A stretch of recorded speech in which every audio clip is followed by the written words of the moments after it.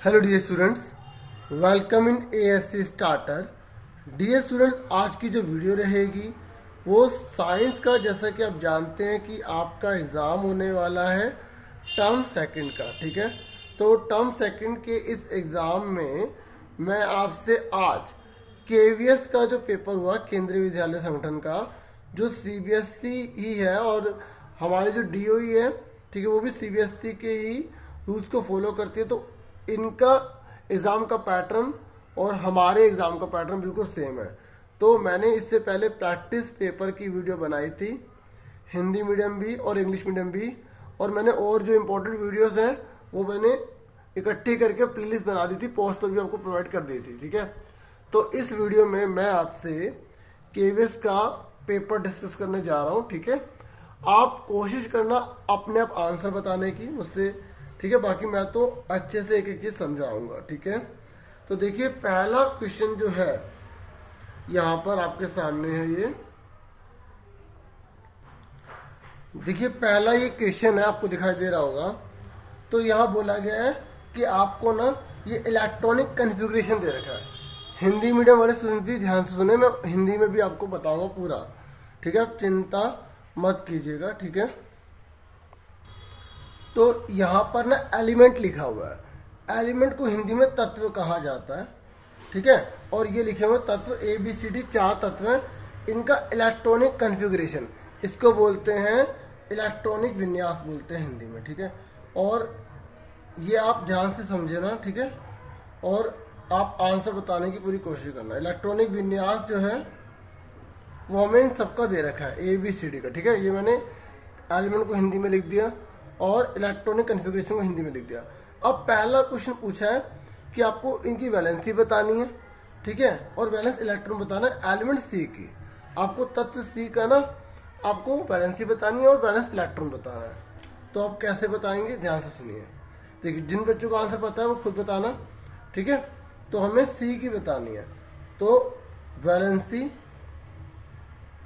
हम आंसर कर रहे हैं, पहले मैं इंग्लिश में लिख रहा हूँ। वैलेंसी ऑफ C, जो C है ना उसकी वैलेंसी। देखो वैलेंसी क्या होती है, ये इलेक्ट्रॉनिक कॉन्फ़िगरेशन है ना, इलेक्ट्रॉनिक विन्यास है। तो इसके सबसे लास्ट में देखो 5 है या 1 है या 7 है या 3 है। तो जो वैलेंसी है ना, हमें C की पूछी है। तो ये 7 है ना, 7 अगर ये 4 से ऊपर लिखा है, जैसे 5, 6, 7, 8, तो हम 8 में से घटा देंगे। या 7 लिखा है तो 8 में से घटा देंगे 7 को, तो 1 आ गया। तो वैलेंसी ऑफ C कितनी आ गई, 1 आ गई। ठीक है, अब हिंदी में सुन लो, संयोजकता। ठीक है, C की संयोजकता तो कैसे निकालेंगे। देखो यहाँ पर अगर 4 से ऊपर दे रखा है तो 8 में से घटा देंगे, लास्ट वाले को देखना है। 8 में 7 का 1 आ गया, तो 1 आंसर आ गया। ठीक है, हिंदी में भी। अब उसने यहाँ पूछा है कि इसका वैलेंस इलेक्ट्रॉन बताइए। ठीक है, तो वैलेंस, ये मैं पहले इंग्लिश में, ठीक है, वैलेंस इलेक्ट्रॉन बताइए। तो वैलेंस इलेक्ट्रॉन किसका, और C का। तो वैलेंस इलेक्ट्रॉन का मतलब होता है जो सबसे बाहर है। तो सबसे बाहर इसकी क्या है, 7 है, तो 7 इसका आंसर आ गया। तो C का, ठीक है, जो बच्चा करता जा रहा है ना वो आगे करता जाएगा। ठीक है, वीडियो को आगे कर लेगा। संयोजक इलेक्ट्रॉन, ठीक है, 7 आ गया। ठीक है, समझ में आ गई। ये मैंने कर दिया, इसका 2 पार्ट हमसे पूछे थे। अब मैं आपसे जनरली ऐसे पूछ रहा हूँ कि अगर हमसे A की वैलेंसी पूछी होती तो कितनी होती।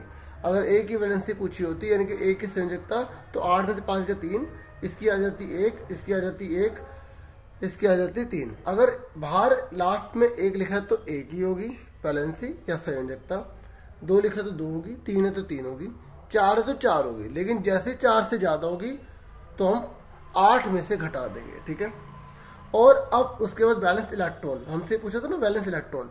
तो वैलेंस इलेक्ट्रॉन का मतलब होता है बाहर वाले कक्ष में कितने हैं। देखो ये कक्ष होते हैं, मतलब शेल होते हैं, KLMN। ठीक है, तो जो भी अगर हमें नंबर दे रखा है तो इसके बाहर ये माना जाएगा। अगर 3 लिखा है तो यहाँ तक लिखा तो ये बाहर वाला माना जाएगा, और ऐसे अगर इसमें ये लिखा तो ये बाहर वाला माना जाएगा, और यहाँ पर 8 होगा। जब पहले वाला भरता है उसके बाद ही वो आगे जाएगा, ये भरेगा तो फिर आगे जाएगा, ये भरेगा तो फिर आगे जाएगा। ठीक है, तो हमें लास्ट वाले को देखना होता है, लास्ट वाले को संयोजक इलेक्ट्रॉन बोलते हैं। ये कुछ करना नहीं है, समझाया था मैंने, ठीक है। अगर डी का पूछा तो 3 होता, सी का पूछा होता संयोजक इलेक्ट्रॉन यानी कि वैलेंस इलेक्ट्रॉन 7 होता, बी का 1 होता, ए का 5 होता। क्लियर हो गया। तो अब उसके बाद इसने बी में बोला है कि name element A and B, तो आपको ए और बी का एलिमेंट का नेम बताना। तो ये हमने ए पार्ट किया, तो बी में हमसे पूछ रहा है एलिमेंट का नेम बताना आपको। तो नेम ऑफ एलिमेंट ए, तो ए तत्व का नाम, तो ए तत्व का नाम क्या है, ये जो ए है ना इसका नाम क्या है, ए तत्व का नाम। यहाँ देखो 2 और 5 कितने होगा 7, टोटल करना पड़ेगा हमें, 2 और 5 7, तो 7वें नंबर पे कौन होता है, नाइट्रोजन होता है। तो आपको चैप्टर नंबर 4 में टेबल याद करनी पड़ेगी, ठीक है। अब एक बात और सुन लो, ये मैं सोचता हूँ ये क्वेश्चन आएंगे, ये केवल प्रैक्टिस के तौर पर करवा रहा हूँ, रिवीजन के तौर पर, ठीक है। और आपको आंसर पता है, आप आगे करते जाओ फटाफट वीडियो को, ठीक है। बाकी मुझे तो पूरा डिटेल में समझाना होगा, ठीक है। उसके बाद यहाँ बी का पूछा है, तो नेम ऑफ एलिमेंट बी, तो बी तत्व का नाम क्या होगा, जल्दी बताओ बी तत्व का नाम क्या होगा। तो 11 नंबर पे कौन होता है, आपको टेबल जो है ना पूरी पता होनी चाहिए। जैसे मैं आपको दिखा देता हूँ, ये साइंस की बुक है आपकी, ठीक है। तो साइंस की बुक में जैसे अब ये 8 2 8 है ना 11, तो ये सोडियम होता है, क्या होता है, सोडियम, ठीक है। अब यहाँ पर आपको दिखा देता हूँ बुक में, ये चैप्टर 4 है, ये वाले टेबल की बात मैं कर रहा हूँ, हिंदी वाले अपनी हिंदी वाली बुक पे देख लेंगे, ठीक है। तो इस बुक में आपको सब पता होना चाहिए। देखो ये रहा, ये जो है ना ये KLM है, ये इसका टोटल करो 2 8 10 और 11, तो ये 11 तो है। तो देखो तीनों चीज़ें सेम होती हैं, ये और ये। मेरा मकसद केवल पेपर करवानी है, थोड़ा आपको समझाने का, क्योंकि आप मुझ पर इतना ट्रस्ट करें, मैं पूरी कोशिश करता हूँ कि आपकी हेल्प कर पाऊँ, ठीक है। लेकिन मैं फिर भी कहता हूँ कि मुझ पर डिपेंड नहीं, आपको बहुत एक्स्ट्रा करना है, अगर बहुत अच्छा स्कोर करना है तो। ये और ये तीनों सेम होते हैं, न्यूट्रॉन अलग अलग होते हैं, ठीक है। तो जो अलग अलग है वो याद कर लो, बाकी सेम वाले छोड़ देना, वो अपने भी याद हो जाएंगे, ठीक है। ये KLM है, तो इसका टोटल करो 2 8 10 और 11, तो ये 11, देखो ये 11 इलेक्ट्रॉन 11 ही है ना, इस तरीके से। और जितने इलेक्ट्रॉन होते हैं उतने ही एटॉमिक नंबर होते हैं, और जितने एटॉमिक नंबर है उतने ही प्रोटॉन है। तो तीनों बराबर होते हैं, 1 2 और 3, ये तीनों सेम। ये अलग हो सकते हैं, जैसे देखो यहाँ पर देखो लिथियम का ये 3 है प्रोटॉन, और ये कितना 4, अलग है ना। और वैलेंसी देखो, वैलेंसी भी आपको बता रहा हूँ, वैलेंसी पता संयोजकता, ठीक है। तो देखो बाहर 1 है तो 1 आ गया, ठीक है। क्योंकि इसको देखो K में ना केवल 2 चाहिए होते हैं, बस 2 वाले अलग याद कर लो। इसमें केवल कितना चाहिए होता है 2, तो इसको 1 है तो 1 बचा तो 1 आ गया। इसमें 2 पूरे भरे हुए हैं ना, तो K वाले में 2 ही तो चाहिए होते हैं, नहीं पता तो याद कर लो, इसमें 2 ही चाहिए होते हैं। 2 आ गया तो इसको कुछ भी नहीं चाहिए तो 0 आ गया। अब इसके बाहर 1 है ना, बाहर वाला 1 तो 1 ही आ गई, 2 है तो 2 ही आ गई, 3 है तो 3 ही आ गई, 4 है तो 4 ही आ गई। जैसे 5 आया 8 में से घटा दिया, क्योंकि इस वाले में ना एल में 8 ही भर सकते हैं, ठीक है। तो जैसे 4 से बड़ा आएगा तो आप 8 में से घटा देंगे, ठीक है। ये 8 में लट गए 0 बचे। ऐसे इसके बाहर क्या 1 तो 1 आ गया, 2 है तो 2, 3 है 3, 4 है 4, 5 है तो देखो इसकी ना ये जो फॉस्फोरस इसकी 3 बार दोनों हो सकते हैं, लेकिन अगर आप 3 भी लेते हो तब भी कोई दिक्कत नहीं है। और 6 तो 8 में से घटा दी 2 बचे, 8 में से घटा दी 7 1 बचा, 8 में 8 के 0, ठीक है। देखो ये जो M है ना M, इसमें 8 लेते हैं, ठीक है। अगर एग्जाम में पूछ ले कि जो M है ना M, उसमें मैक्सिमम कितने ले सकते हैं, ज़्यादा से ज़्यादा कितने ले सकते हैं। देखो ये ना जो कक्ष होते हैं ना, कक्ष उसका फॉर्मूला होता है। देखो जो भोर है ना, भोर आपने पढ़ा होगा, तो उन्होंने बताया जैसे ये जो पहला इसको K बोलते हैं, K कक्ष, ठीक है, शेल। ये क्या है L, ठीक है, शेल, ठीक है। और ये क्या M, M क्या है, शेल, ठीक है। तो इसका फॉर्मूला होता है 2n², ठीक है। अगर मुझे K में पता लगाना ना कितने भर सकते हैं, कितने भर सकते हैं, मैक्सिमम कितने भर सकते हैं, तो पहले वाला तो 1 पुट करेंगे, 1 पुट करो, 2 1 जा 2 1 जा 2, फिर L तो 2 पुट करो, 2 2 जा 4 2 जा 8, फिर M 2 की 3 पुट करो, ठीक है। अच्छा सॉरी, यहाँ 3 पुट करना था, तो 2 3 6, 6 3 18। देखो मैक्सिमम 18 भर सकते हैं, लेकिन लेते 8 ही हैं। ऐसी n में 4 पुट करो, यहाँ पर है ना, यहाँ पुट करना है, ऊपर 2 ही रहेगा। ठीक है, 32। इस तरीके से आपको पता होना चाहिए। ठीक है,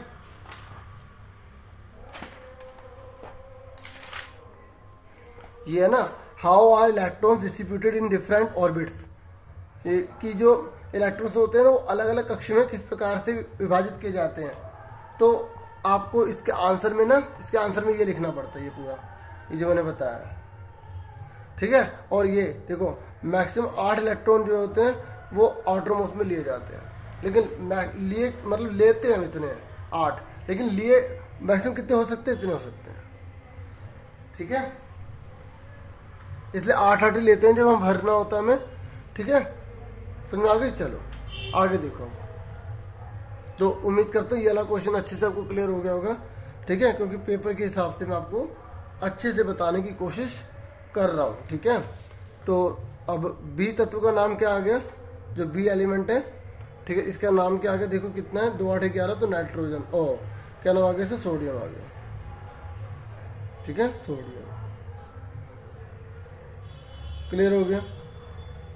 ठीक है, इसलिए मैंने कहा आराम से तसल्ली से वीडियो बनाता हूँ ताकि आसपास की तैयारी भी हो जाए। अब उसके बाद सेकंड क्वेश्चन है। देखिए जो सेकंड क्वेश्चन है ना, सेकंड क्वेश्चन में हमसे बोला गया है कि आपको इसका मॉलिक्यूलर फॉर्मूला लिखना है। क्या लिखना है, आणविक सूत्र लिखना है आपको इसका, आणविक सूत्र। ठीक है,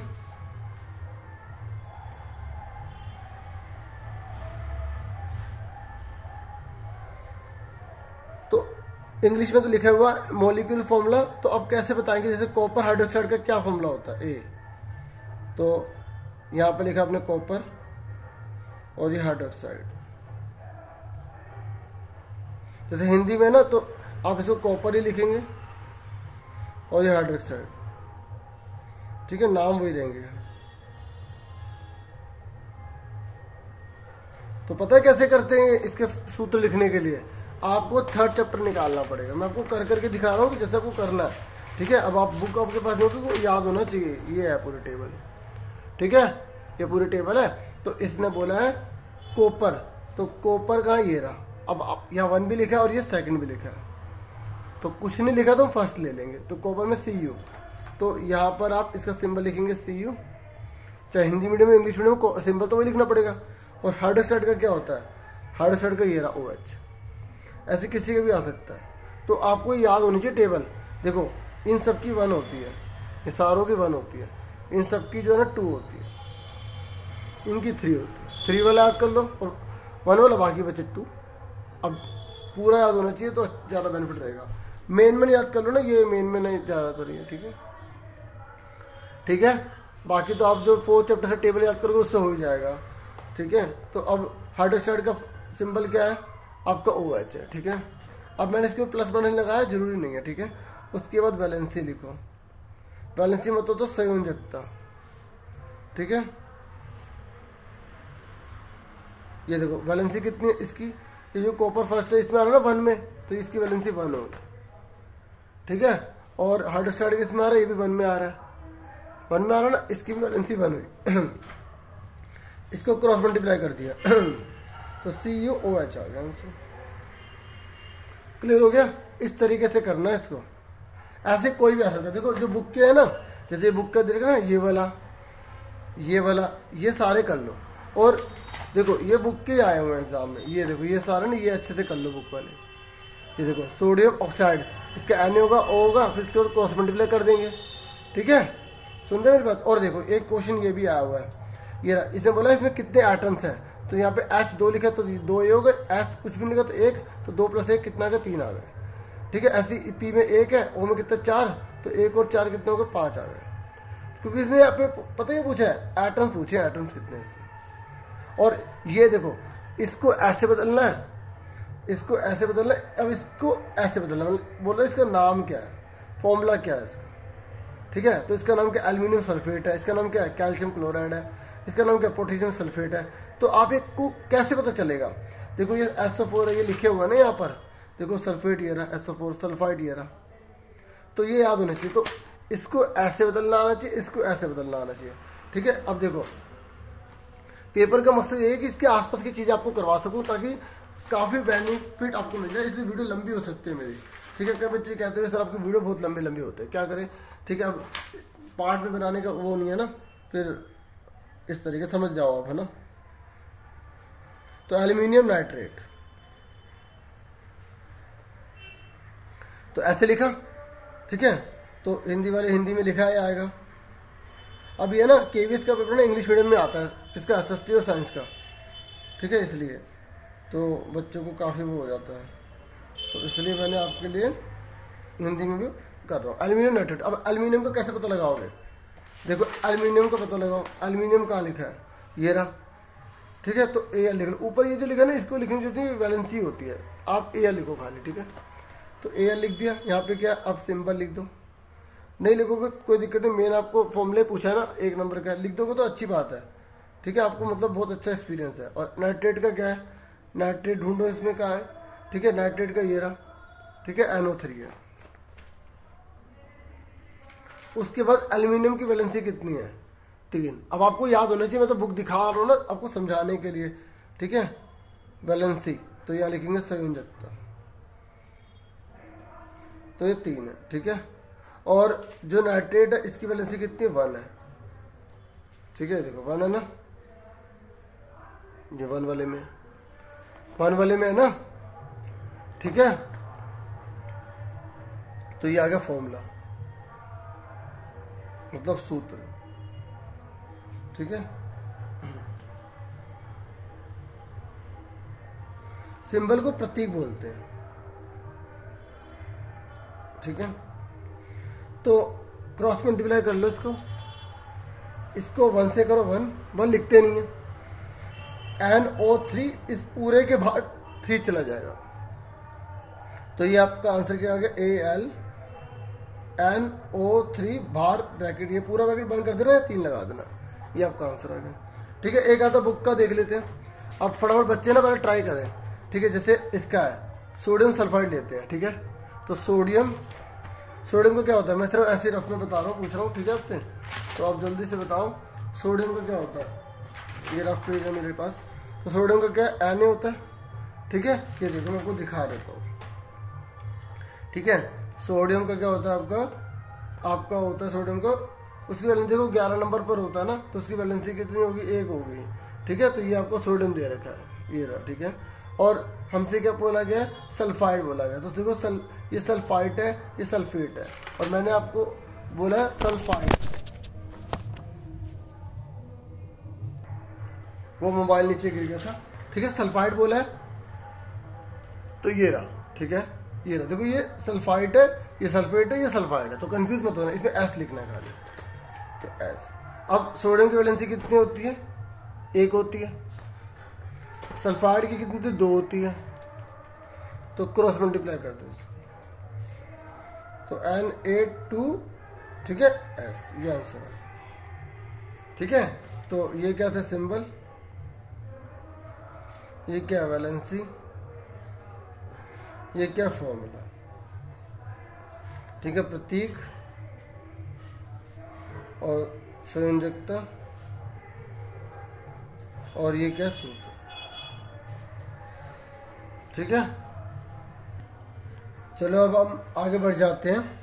तो उसके बाद हमारा है यहाँ पर 3rd क्वेश्चन है, ठीक है। तो जो 3rd क्वेश्चन है इसमें बोला गया कि आपको मॉलिक्यूलर मास निकालना है, ठीक है। तो ये आपका 3rd चैप्टर से है, आणविक द्रव्यमान आपको निकालना है, ठीक है। तो इंग्लिश में लिखा हुआ है, मैं लिख देता हूँ इंग्लिश में भी, कि हमें बच्चों इसमें मॉलिक्यूलर मास निकालना है, ठीक है। तो पहले वाला दे रखा है H2CO3, ठीक है। तो इसका आपको क्या निकालना है, आणविक द्रव्यमान निकालना है। तो आप कैसे करेंगे, इसके लिए आपको टेबल याद होनी चाहिए, ठीक है। ये टेबल है, ये टेबल, ठीक है। तो इस टेबल में आपको क्या करना है, इसका देखो यहाँ पर क्या बोला है इसने, एच मैंने लिख दिया, ठीक है, लिख दिया ना। अब देखो यहाँ क्या बोला हुआ, एच, क्या बोला हुआ, एच बोला हुआ ना। तो एच का कितना है यहाँ पर, 1, तो 1 लिख दिया, मल्टीप्लाई ये कितना है 2, प्लस सी में कितना है, सी में कितना है यहाँ पे 12, तो 12 लिख दिया, प्लस, ठीक है। ओ में कितना, देखो जब एक नया एलिमेंट आएगा तो आपको बीच में प्लस लगाना होता है। जैसे एच है तो ये तो इसके साथ है, तो इसलिए मल्टीप्लाई। जब एक नया एलिमेंट आए तो प्लस लगाना पड़ेगा पहले, ठीक है। अब ऐसे ओ नहीं आ गए तो प्लस लगा दे। ओ में कितना है आपको पता होना चाहिए, 16 होता है, ठीक है। मल्टीप्लाई में कितना है 3। तो इस तरीके से यहाँ हमने क्या करा, 2 1 2 कर दिया, 12 कर दिया, और 16 तो ये कितना होता है 48। इन तीनों को आप ऐड कर दीजिए अब, ठीक है। तो कितना हो गया, 62 हो गया, ठीक है। समझ में आ गई, क्लियर हो गया। अब फटाफट जिन बच्चों को समझ में आ गया ना, ये जिनको पहले से आता है, तो वो इसको सॉल्व करके दिखाओ क्या आंसर आएगा इसका।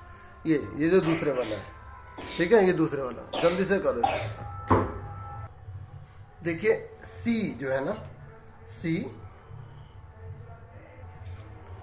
12 मल्टीप्लाई 2, ठीक है।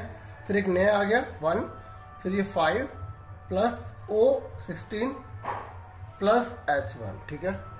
और ठीक है, ये इथेनॉल होता है, ये आप 10th क्लास में पढ़ेंगे, ठीक है। फंक्शनल ग्रुप होते हैं, पर आप हमें क्या करना है, हमें मॉलिक्यूलर मास निकालना है, तो वही निकाल रहे हैं। 12 दूनी 24, 5 1 जा 5। इस तरीके से इनको आप ऐड कर लो। देखो 24 और 1 कितना हो गया, 25 30 46 हो गया, क्लियर हो गया। ये यू लगा देना, ठीक है। इस तरीके से इसमें अगर कोई भी आएगा, ठीक है, देखो जैसे ये है, ठीक है, मॉलिक्यूलर मास बोले, ठीक है, यह आपको यहाँ पर देखिए ये मास बोले, खाली द्रव्यमान बोले, इस तरीके से ही करना है आपको, ठीक है। सुनने सारे इसी तरीके से आपको करने हैं।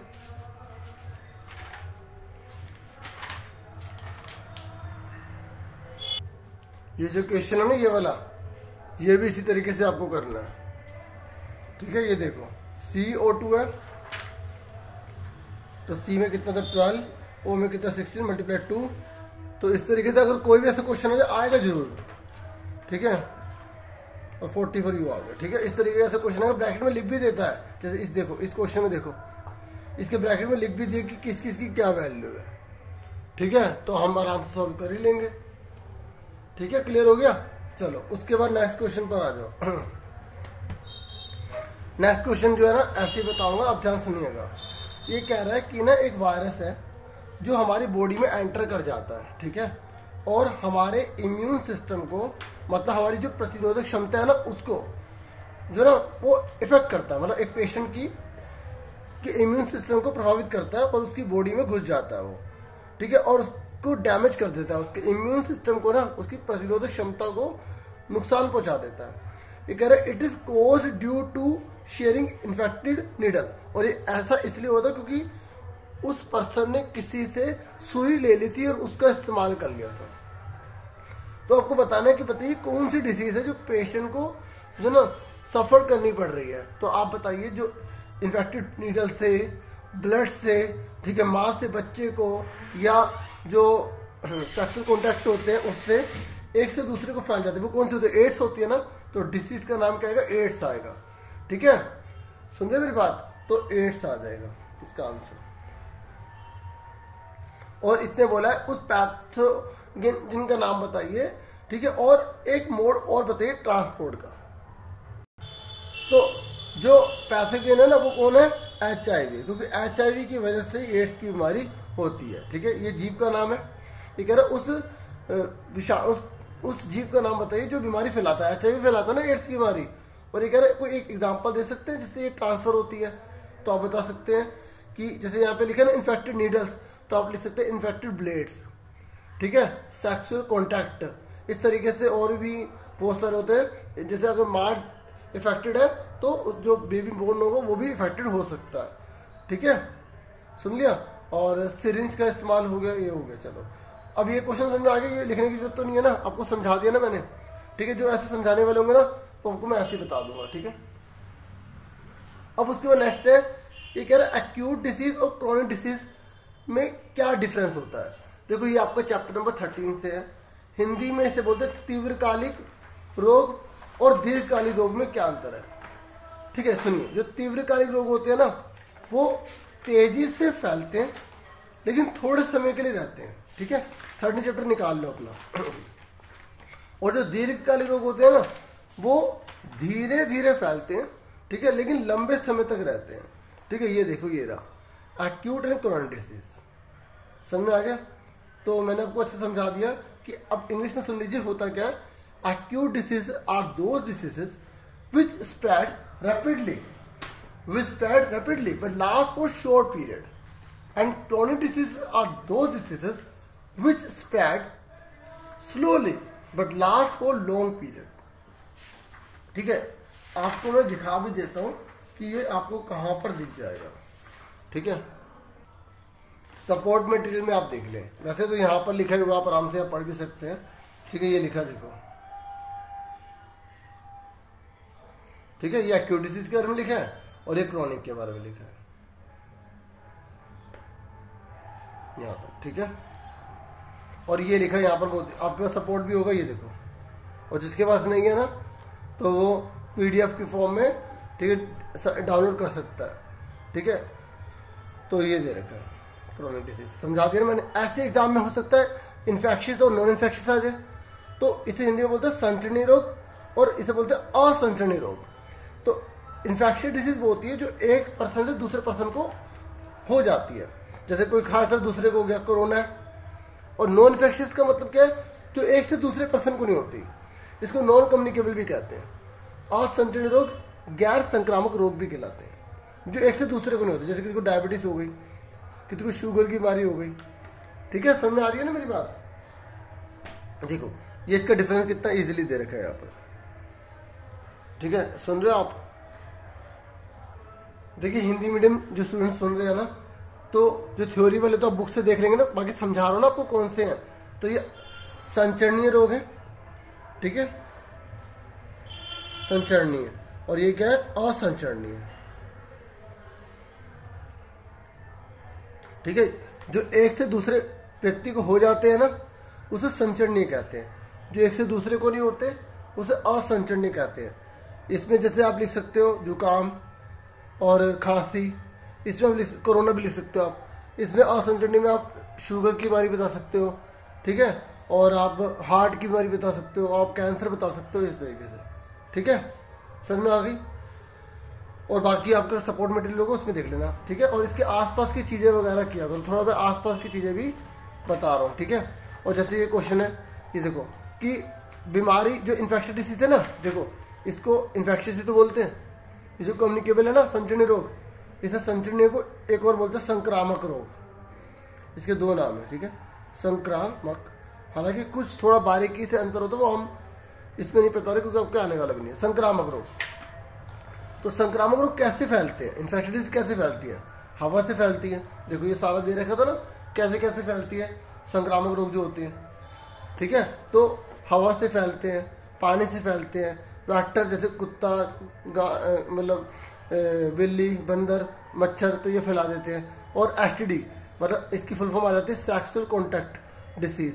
तो जैसे सिफिलिस की बीमारी है, एड्स की बीमारी है, जो सेक्सुअल कॉन्टैक्ट से होते हैं। और फिजिकल कॉन्टैक्ट मतलब आप फिजिकली आप किसी जैसे कपड़े किसी के यूज़ कर लेते हो, किसी का खाना यूज़ कर लेते हो, जूठा खाते हो, तो उससे दूसरे को हो जाता है, जैसे फंगल इन्फेक्शन हो गया, ठीक है, स्कैबिस हो गई, इस तरीके से। ठीक है, और देखो ये रही एड्स की full form, acquired immuno deficiency syndrome. ठीक है, इंग्लिश वाले भी इंग्लिश में, हिंदी वाले हिंदी में याद कर लेंगे और लिख इसे हिंदी में देंगे ऐसे, एक्वायर्ड, ठीक है, इम्यूनो, ठीक है, डेफिशिएंसी, ठीक है, सिंड्रोम, ठीक है, और HIV की ह्यूमन इम्यूनो डेफिशिएंसी वायरस। ठीक है, ह्यूमन डेफिशिएंसी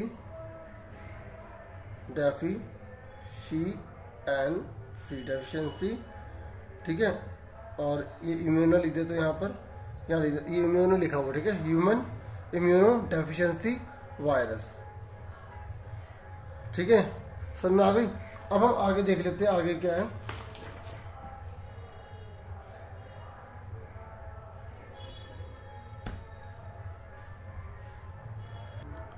अब उसके बाद नेक्स्ट क्वेश्चन है हमारा कि नेम द ऑर्गन, उस अंग का नाम बताइए जो प्रभावित हो जाता है, अफेक्टेड इन द पेशेंट, जो पेशेंट है रोगी है उसको उसके उस अंग को प्रभावित कर देता है। वो कौन सा अंग है जो ये सिम्टम दिखाता है? सिम्टम क्या है कि उसको बहुत ज़्यादा कफ हो रहा है और उसको सांस में भी दिक्कत हो रही है। तो अगर खांसी हो रही है और सांस में दिक्कत हो रही है तो कौन सा अंग पेशेंट का प्रभावित हो रहा है बताइए। बिल्कुल सही, जो बच्चे लंग्स बता रहे हैं, ठीक है, तो वो सही बता रहे हैं, फेफड़े, ठीक है, या फुफ्फुस बोलते हैं, फुफ्फुस, ठीक है। तो एक ही बात है, फेफड़े लिख दो, फुफ्फुस लिख दो, बात एक ही है। फिर कह रहा है उस बीमारी का नाम बताइए इन विच सिम्टम्स ऑफ परसिस्टेंट कफ, मतलब जो इतना ज्यादा खांसी है और जो ब्रीथलेसनेस है वो आ रही है, सांस में दिक्कत हो रही है, तो वो कौन सा है? तो टीबी हो सकती है वो, ठीक है, समझ में आ गई। उसके बाद नेक्स्ट ट्यूबरक्लोसिस बोलते हैं, आगे देखिए। नेक्स्ट है छठा, ये कह रहा है छठे में what kind of energy transformation takes place when a body falls from a certain height, ठीक है। और मैं हिंदी में बता रहा हूँ, ये कह रहा है कि कौन सी ऊर्जा बदल जाती है जब कोई वस्तु, जैसे कोई बॉडी, अगर वो किसी हाइट से गिर, जैसे हाइट है ये, तो इससे नीचे गिर गई, ये नीचे गिर गई, तो ये कौन सी ऊर्जा किस में बदल जाती है? देखो, अगर कोई चीज ऊपर से नीचे जा रही है ना, तो याद रखना कि पोटेंशियल एनर्जी काइनेटिक एनर्जी में बदल जाती है, ठीक है। तो आप बोलोगे potential energy transforms into kinetic energy,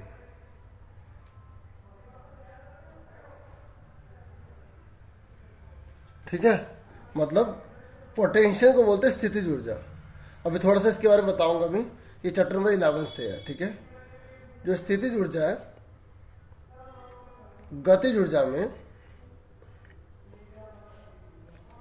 बदल जाती है,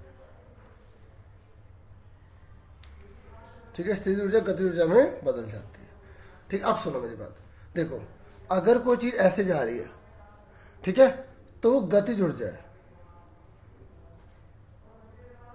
ठीक है, मतलब काइनेटिक एनर्जी है।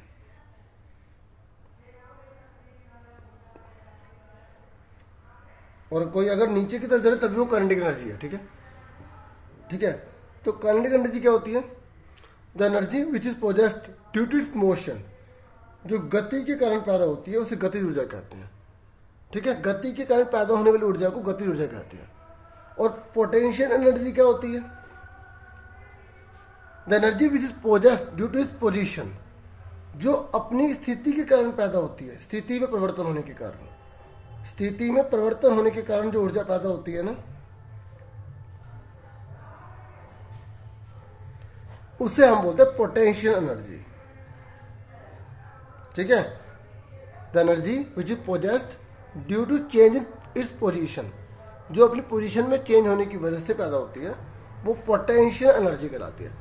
तो जैसे अब सुनो, अगर कोई चीज यूपर की ओर जा रही है ना, पोटेंशियल एनर्जी है।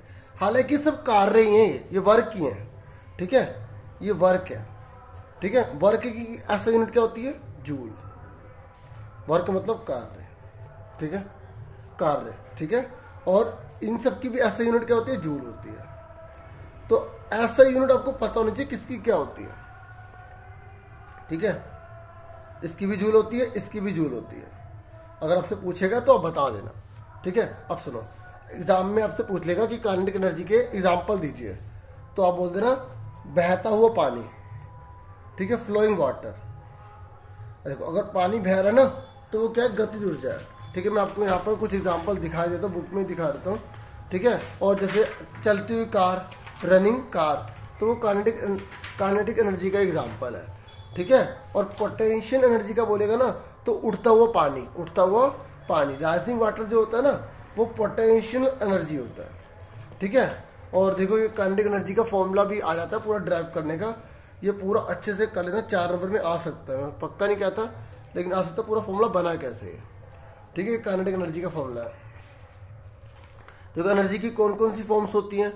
ऊर्जा कितने प्रकार की, जैसे गति ऊर्जा हो सकती है, स्थिति ऊर्जा, रासायनिक ऊर्जा, प्रकाश ऊर्जा, न्यूक्लियर ऊर्जा, ठीक है, और विद्युत ऊर्जा, ठीक है, इस तरीके से ऊष्मीय ऊर्जा और ध्वनि ऊर्जा, ठीक है, इस तरीके से।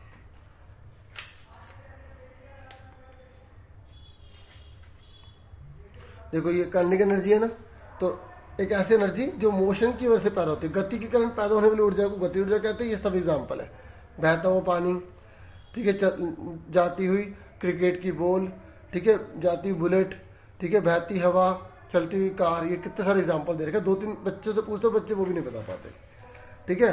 और पोटेंशियल एनर्जी ये लिखा, एक ऐसी ऊर्जा जो पोजीशन के चेंज होने की वजह से या शेप के चेंज होने की वजह से बनती है, ठीक है, तो वो पोटेंशियल एनर्जी है, ठीक है। The energy of a body due to its position और चेंज इन शेप, ठीक है, शेप चेंज हो गई या पोजीशन चेंज हो गई, उसे हम बोलते हैं पोटेंशियल एनर्जी। स्थिति ऊर्जा कहते हैं किसी वस्तु की स्थिति में परिवर्तन होने के कारण, ठीक है, उसकी आकृति में बदलाव होने के कारण जो ऊर्जा पैदा होती है, ठीक है, उसी को हम क्या बोलते हैं, स्थिति ऊर्जा, ठीक है। जैसे आप देखो ये जो डैम है ना, डैम, उसमें पानी ऊपर की ओर बढ़ रहा है, वो क्या गति ऊर्जा, ठीक है, सॉरी स्थिति ऊर्जा, ठीक है। जैसे ये टॉय कार का एग्जाम्पल है और ये इंधनुष चला रहे हैं, ये सब क्या है, स्थिति ऊर्जा है, ठीक है। समझ में आ गई, अब यहाँ तक क्लियर हो गया। और ऐसे ही अगर आपसे काइनेटिक एनर्जी का जैसे ना पूछा इसने कि इसको डिराइव करो, इसका होता है डिराइव करो, डिराइव मतलब ये बना कैसे फॉर्मूला, तो ये पूरा फॉर्मूला बनाने को आ सकता है। इंग्लिश वाले इंग्लिश में, हिंदी वाले हिंदी में देख लेंगे, ठीक है, ओके। तो उसके बाद ऐसी पोटेंशियल एनर्जी का फॉर्मूला कैसे बना, ये पूरा फॉर्मूला कैसे डिराइव हुआ, ये पूरा यहाँ तक आपको यहाँ से यहाँ तक पूरा याद होना चाहिए, अच्छे से आना चाहिए। मैं समझा भी सकता हूँ, ठीक है। जैसे वर्क डन है, इसका फॉर्मूला फोर्स इंटू डिस्प्लेसमेंट होता है, तो फोर्स का फॉर्मूला होता है m इंटू ए। तो ए जब हम ग्रेविटी की बात करते हैं तो जी लगाया जाता है। अब मैं इसके बारे में ज़्यादा एक्सप्लेन नहीं करूँगा, इस तरीके से इसे आप कर लेना, ठीक है, क्योंकि मुझे अभी और चीज़ें भी इसे बतानी है। तो अब आगे चलो, ठीक है, तो ये आप अच्छे से कर लेना जरूर, ठीक है, आने के चांसेस होते हैं इसको। अब देखो, तो ये जो काइनेटिक एनर्जी है ना, काइनेटिक एनर्जी, इसका जो फॉर्मूला होता है 1/2 mv² होता है, ठीक है। v का मतलब क्या है, वेलोसिटी, वेलोसिटी मतलब होता है वेग, ठीक है। और सुनो, अगर देखो आपने पढ़ा भी होगा टर्म फर्स्ट में, ये चीज रुकी हुई है उसके बाद चल रही है। जब कोई चीज रुकी हो अगर चल रही होती है तो u 0 होता है, v कुछ होता है, ये आपको पता होगा, ठीक है। और ठीक है, इसीलिए ना, क्योंकि अगर रुक कर चल रही है तो u तो 0 होगा, तो u तो यहाँ लिखा ही नहीं है, ठीक है, इसलिए ये आ गया। सुन रहे मेरी बात। लेकिन अगर वो चीज चली जा रही है, यहाँ इस पॉइंट पे भी चल रही थी, इस पॉइंट पे भी चल रही थी, तो फिर फॉर्मूला ये हो जाएगा v² - u², क्योंकि ये 0 नहीं है ना u। ये मैं किसका फॉर्मूला बता रहा हूँ, गति ऊर्जा का। मतलब अगर क्वेश्चन में दो आपको वेलोसिटी दे रखी है, जैसे पहले लिखा था 40, फिर उसने बोला नहीं, पहले दे रखा था 30, ठीक है, फिर उसने बोला कि 30 के बाद 40 हो जाती है, तो इसका मतलब समझ लो आपको ये वाला फॉर्मूला लगाना है गति ऊर्जा निकालने के लिए, अगर गति ऊर्जा निकालने को आता है तो, ठीक है। और पोटेंशियल एनर्जी का फॉर्मूला होता है mgh, ठीक है, हाइट होता है h, ठीक है। और हाइट की जगह अगर डिस्टेंस लिख देगा और m दे रखा है, g दे रखा है, तो आपको यही लगाना है फॉर्मूला। कभी कभी ये फॉर्मूला लगाना होता है लेकिन पूछता कार्य है, तो थोड़ा सा मैं बताता हूँ, सुनो मेरी बात, थोड़ा एक्स्ट्रा सुन लो। देखो, अगर आपसे पूछेगा ना कार्य के बारे में, कार्य यानी कि वर्क के बारे में, तो वर्क किसे कहते हैं, तो देखो जब किसी वस्तु पर बल लगाया जाता है, फोर्स लगाया जाता है और वो अपनी जगह से डिस्प्लेस हो जाती है, तो उसको वर्क कहते हैं। मतलब जब किसी वस्तु पर बल लगाया जाता है और वो अपनी जगह से विस्थापित हो जाती है, तभी हम उसको कार्य बोलेंगे। मतलब आप किसी चीज पर बल लगा रहे हैं, जैसे 4 न्यूटन का बल लगा रहे हैं किसी चीज पर, बल का मात्रा क्या होता है, ऐसे यूनिट होती है न्यूटन, ठीक है। आप किसी चीज पर 4 न्यूटन का बल लगा रहे हैं लेकिन वो अपनी जगह से हिल ही नहीं रही, तो कार्य क्या होगा, 0 होगा। जैसे मैं आपको बैठे बैठे पढ़ा रहा हूँ, तो मैं कोई कार्य कर रहा हूँ, साइंस की लैंग्वेज में मैं काम बिल्कुल नहीं कर रहा हूँ, जीरो, क्योंकि मैं अपनी जगह से विस्थापित नहीं हो रहा। ठीक है, तो वर्क का फॉर्मूला क्या होता है, फोर्स इन डिस्प्लेसमेंट। अगर आपसे पूछेगा क्या वर्क नेगेटिव हो सकता है, बोलोगे हाँ हो सकता है। जैसे आप आगे की ओर बढ़ रहे हो लेकिन जो पीछे की ओर आपको फ्रिक्शन खींच रहा है वो अगर ज़्यादा है तो आप पीछे की ओर होने लग रहे हो, तो वो नेगेटिव हो गया। ठीक है, तो फोर्स, ठीक है, नेगेटिव की ओर होगा तो वर्क भी नेगेटिव हो जाएगा। ठीक है, तो अगर आपसे पूछेगा कि क्या कार्य ऋणात्मक हो सकता है, तो आप बोलोगे हाँ हो सकता है। क्या धनात्मक हो सकता है, वो तो हो ही सकता है धनात्मक, आगे की ओर जा रहे हैं तो। ठीक है, क्या कार्य जीरो हो सकता है, हाँ जीरो भी हो सकता है, जब वो चीज़ अपनी जगह से ना हिले। ठीक है, समझे, कार्य जीरो हो सकता है। ठीक है, यहाँ से समझ में आ गया आपको अच्छे से। अब उसके बाद आगे देख लेते हैं। ठीक है, ये वाला मैंने आपको समझा, इसकी थोड़ा एक्स्ट्रा भी मैंने बता दिया है। ठीक है, और ये कह रहा है कि कमर्शियल यूनिट ऑफ एनर्जी किसे कहते हैं। ठीक है, तो ये जो है आपका चैप्टर नंबर 11 से ही है, तो मैं इसको अच्छे से बता देता हूँ क्योंकि ये एग्जाम में काफ़ी बार आई भी हुई है। ठीक है, ये बिजली का बिल निकालने के लिए भी यूज ये क्वेश्चन होता है। ठीक है, तो ये रहा कमर्शियल यूनिट ऑफ एनर्जी। ठीक है, बुक में दिखा देता हूँ एक बार आपको। व्यावसायिक इकाई बोलते हैं इसे हिंदी में, क्या बोलते हैं, व्यावसायिक इकाई। ठीक है, तो जो व्यावसायिक इकाई है, आप हिंदी मीडियम वाले बुक खोल लें और लास्ट पेज निकाल लें। जब लास्ट पेज निकालेंगे तो यहाँ पर लिखें, वो देखेंगे व्यावसायिक इकाई। ठीक है, तो व्यावसायिक इकाई जो भी हम घर में जो भी हमारा बिजली का बिल आता है ना, तो जिस यूनिट में पूरी की पूरी ऊर्जा को मापा जाता है ना, वो है व्यावसायिक इकाई। ठीक है, तो देखो unit, the unit joule is too small and, ये कहते हैं जूल जो है ना बहुत छोटी यूनिट है, तो वो सही नहीं मानी जाती। जैसे इतना बड़ा बिजली का बिल निकालना तो उसके लिए सही नहीं मानी जाती, तो इसलिए हम एक बड़ी यूनिट का यूज़ करते हैं, उसी को हम बोलते हैं यूनिट, मतलब कम, ये किलोवाट आवर। देखो 1 किलोवाट आवर बराबर होता है 1 यूनिट। ठीक है, हम इसलिए जो जूल है ना उसका यूज़ नहीं करते, हम किलोवाट आवर यूनिट का यूज़ करते हैं। ठीक है, समझे मेरी बात। तो अगर आपसे पूछेगा कि कमर्शियल यूनिट ऑफ एनर्जी किसे कहते हैं, तो आप क्या बताएंगे, आप बताएंगे ये पूरा का पूरा आप बता देंगे। ठीक है, कि जूल जो है वो स्मॉल यूनिट एनर्जी की, ठीक है, ये इनकन्वीनियंट होती है। ठीक है, तो to use it where a large quantity of energy involve. ठीक है, तो for commercial purpose bigger unit of energy kilowatt hour. तो ये पूरा बता देंगे कि भाई कमर्शियल पर्पज के लिए हम बड़ी यूनिट का यूज करते हैं, वो कौन सी है, किलोवाट आवर है, जिसको हम बोलते हैं यूनिट। ठीक है, यहाँ से तो पूरा बता देंगे। ठीक है, हिंदी में भी मैं आपको बुक में दिखा देता हूँ। अब देखिए हिंदी में आपकी बुक होगी ना, तो यहाँ लिखेंगे जूल ऊर्जा का एक बहुत छोटा मात्रक है, अतः ये ऊर्जा की बड़ी राशियों को व्यक्त करने के लिए असुविधाजनक है, इसलिए हम ऊर्जा का एक बड़ा मात्रक उपयोग में लाते हैं जिसे किलोवाट घंटा कहते हैं। ठीक है, समझ में आ गया आपको, यहाँ तक आपको लिखना है ऊर्जा के व्यावसायिक मात्रक। और आपको ये पता होना चाहिए कि एग्जाम में आ जाएगा कि 1 किलोवाट आवर की वैल्यू क्या होती है। देखो 1 किलोवाट आवर क्या होता है, 1 किलोवाट आवर वो अमाउंट होती है ऊर्जा की। ठीक है, जब हम किसी इलेक्ट्रिक एप्लायंसेस में, ठीक है, किसी पावर को यूज करते हैं ना 1 किलोवाट 1 घंटे के अंदर, तो उसी को 1 किलोवाट आवर कहते हैं। ठीक है, और इसकी वैल्यू क्या होती है 1 किलोवाट आवर की। ठीक है, 1 किलोवाट आवर की वैल्यू क्या होती है, तो ये आपको पता होना चाहिए। जब यहाँ पर जो 1 किलोवाट आवर की डिफाइन है ना, ये इंग्लिश में, हिंदी में ये लिखा हुआ है। ठीक है, और आपको ये पता होना चाहिए कि 1 किलोवाट आवर की वैल्यू क्या होती है।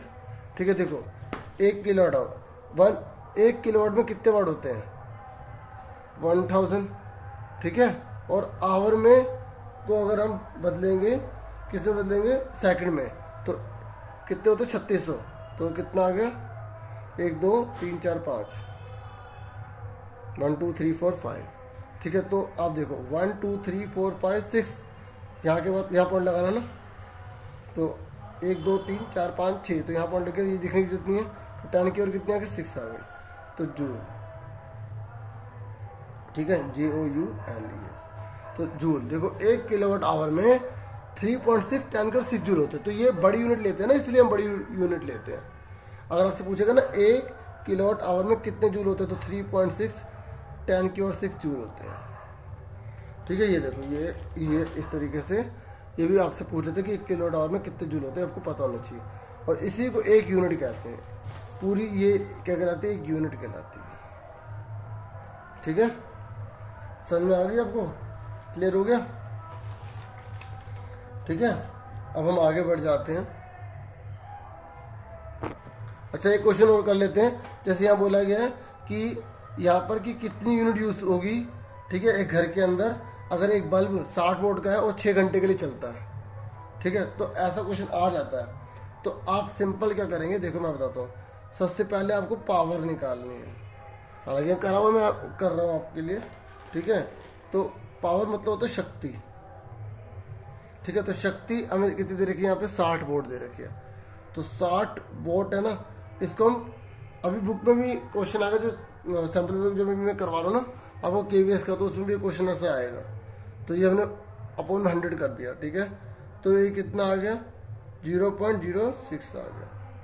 ठीक है, ये 1000 करेंगे ना, क्योंकि वाट को किलोवाट में बदलने के लिए 1000 लगाते हैं। तो ये 0.06 आ जाएगा इसे डिवाइड करने पर, तो ये आ गया किलोवाट। ठीक है, और हमें कितने घंटे दे रखा है, 6 आवर। तो टाइम कितना दे रखा है, 6 our.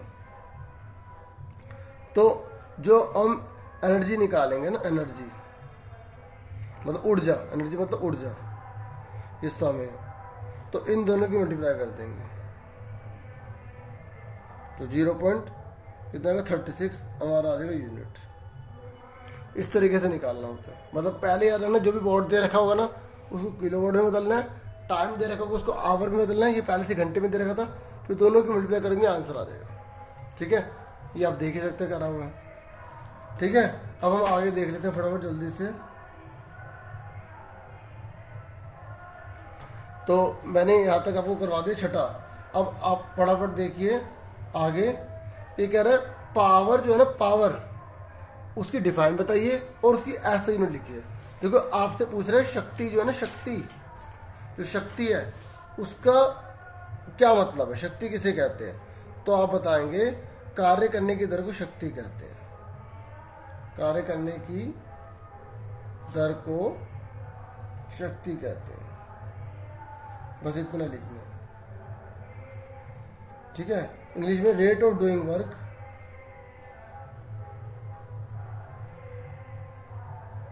Work is called power. ठीक है, और इसकी ऐसे यूनिट क्या है, जो पावर उसकी ऐसे यूनिट क्या होती है, वॉट होती है। ठीक है, उसके बाद नेक्स्ट ये कह रहा है electricity bill can be minimize. ये कह रहा है हम बिजली के बिल को कम कर सकते हैं। ठीक है, बिजली के बिल को हम कम कर सकते हैं। अच्छा, ये ना 7वां पेज आ गया बच्चों, ये 7वां पेज आ गया और ये है हमारा 2nd पेज। तो याद रखना, मैं 7वें पेज का पहले आपको बता रहा हूँ। ठीक है, बाकी मैं दिखा दूंगा एक बार, कोई बात नहीं। हमें करना तो पेपर ये 7वां पेज आ गया। तो ये कह रहा है बिजली का बिल हम कम कर सकते हैं। तो आप स्टेप बताइए कैसे कम कर सकते हैं। देखो, जब जैसे कोई इलेक्ट्रिसिटी यूज में नहीं आ रही तो उसको स्विच ऑफ कर दीजिए। और अगर विंटर सीजन है तो विंटर सीजन में हम जो है ना वूलन क्लॉथ ज़्यादा पहन ले, ताकि हीटर का यूज़ कम हो। इस तरीके से अपनी लैंग्वेज में बना के लिख देना। ठीक है, ठीक है। अब देखो इसका सी पार्ट है, ये कह रहा है ये वाला सी पार्ट करो, ये वाला सी पार्ट करो। तो ये पेज नंबर जो है ना 7 का बता रहा हूँ मैं। ठीक है, तो पेज नंबर 7 का है। और इसने बोला और, तो ये कह रहा है इसका बी और सी है ना, अब इसका ए भी करा दूंगा भी हाथों हाथी। पहले सी कर लेते हैं इसका और वाला। ये कह रहा है कूली है। ठीक है, ध्यान सुनना, कूली है जो रेलवे प्लेटफॉर्म पर 27 kg का अपने सिर पर सामान लेके जा रहा है। सुन रहे ना, हिंदी में और इंग्लिश में दिखा रहा हूँ। ये कह रहा है आप बताइए कितना काम किया उसने। तो देखो आपको पता होना चाहिए जो वर्क डन होता है, जब ये कूली है, ठीक है, और ये अपने ऊपर सामान लेके जा रहा है, तो ये जब हम जमीन को बेस लेते हैं तो ये 90 डिग्री का एंगल बन रहा है।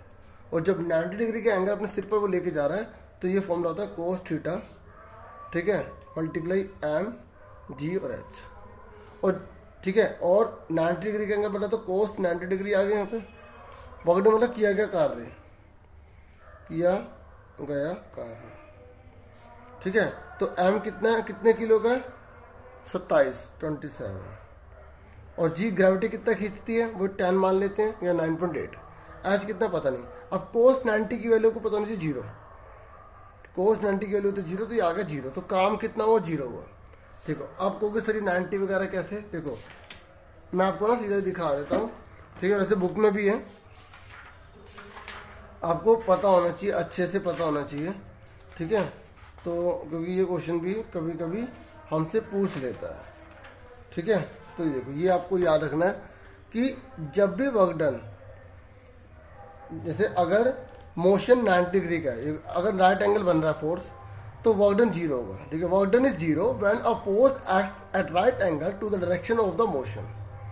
ये याद रखना, अगर थीटा की वैल्यू 90 डिग्री है, ठीक है, तो हमेशा वर्क डन 0 डिग्री होगा। और देखो ये नेगेटिव कब होगा, देखो work done is negative, work done negative कब होगा, जब फोर्स जो है हम अपोजिट डायरेक्शन में लगा रहे हैं, कोई चीज़ जा इधर रही है और मतलब इधर जाना चाहते हो, हम उसको उल्टा खींच रहे हैं, तो वो क्या होगा 180 डिग्री माना जाता है और वो हमेशा माइनस का होता है, ठीक है।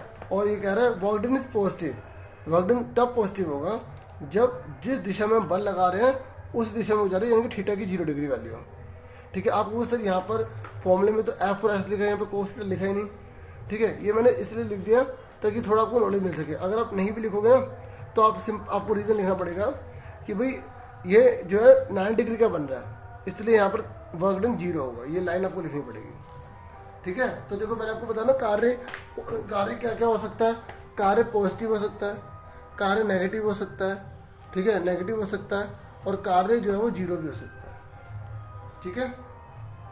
समझ में आ गया, ठीक है। हिंदी में बता दिया मैंने और इंग्लिश में भी दिखा दिया, ठीक है। तो आगे देख लेते हैं। अब जो आपकी बुक है ना उसमें ना इस तरीके से बताया नहीं, खाली इसमें यहाँ पे इतना लिख दिया है, देखो ये 180 डिग्री इस तरीके से उन्होंने यहाँ लिख दिया बस, और उस तरीके से दिखाया नहीं है। बाकी मैंने आपको सपोर्ट से दिखा के ना बता दिया, ठीक है। सुन ले मेरी बात, ये बस यहाँ पे उन्होंने थोड़ा बता दिया ऐसे थ्योरी में। और जो मैं आपको अभी गति ऊर्जा का फॉर्मूला बता रहा था ना, गति ऊर्जा का, ठीक है। देखो ये जब दोनों तरफ चल रहे होते हैं, ये गति ऊर्जा का फॉर्मूला W लिखा ना, सिंबल W से डिनोट किया, क्योंकि कार्य, गति ऊर्जा, स्थिति ऊर्जा, मतलब वर्क, काइनेटिक एनर्जी और पोटेंशियल एनर्जी, बात एक ही है, ठीक है। बस ये फॉर्मूले बन जाते हैं। देखो 0 हो गया ना U, तो ये बन गया फॉर्मूला। पता नहीं U क्या होता है, जब चीज रुक कर चलती है तो U 0 होता है, ठीक है। अच्छा ये एक क्वेश्चन करवा देता हूँ आपको, थोड़ी आपको हेल्प मिल जाएगी, एक्स्ट्रा चीज सीख लोगे। देखो ये कह रहा है कोई 15 किलो की कोई चीज है, तो ये द्रव्यमान मतलब होता है मास, ठीक है। तो आपको मास दे रखा है 15 kg, ठीक है, तो हिंदी में द्रव्यमान, ठीक है। तो उसके बाद इसने बोला है कि एक वस्तु है और उसका जो वेग है ना वो 4 मीटर पर सेकंड है, तो वेग मतलब वेलोसिटी, ठीक है। तो वेग कितना दे रखा है हमें यहाँ पर 4 मीटर पर सेकंड दे रखा है। देखो एक बात सुनो, मेरी बात ध्यान सुनो, 4 मीटर सेकंड के ऊपर ये लगा दिया, ऐसे भी लिख सकता हूँ और ये लाइन डाल के ऐसे भी लिख सकता हूँ, बात एक ही होता है, ठीक है। और अब उसके बाद बोला गति ऊर्जा निकाली है, तो अगर यहाँ पे गति ऊर्जा की जगह लिखते ना कार्य निकालिए, तब भी बात एक ही है। जो क्वेश्चन में अमाउंट दिए होते हैं उसका फॉर्मूला लगाना होता है। 3 फॉर्मूले आपके माइंड में फटाफट आ जाने चाहिए, जैसे कार्य ऊर्जा बोले तो पहला फॉर्मूला F और S, दूसरा mgh, तीसरा 1/2 mv², ये फॉर्मूले आ जाने चाहिए, ठीक है। तो आपको देखना पड़ेगा जब भी कार्य लिखा है, ऊर्जा लिखे, तो आपके फॉर्मूला आ जाने चाहिए, देखना चाहिए कि हमें क्वेश्चन में क्या चीज़ दे रखी है, ठीक है। एच की जगह कभी कभी S, जैसे अगर एस जा रही तो लेंथ हुई, तो अगर हम इसको घुमा देंगे तो यही हाइट नहीं बन गई। तो अगर डिस्टेंस लिख दे, हाइट लिख दे, बात एक ही है, कंफ्यूज मत होना, ठीक है। तो गति ऊर्जा देखो, गति ऊर्जा मतलब काइनेटिक एनर्जी, ठीक है।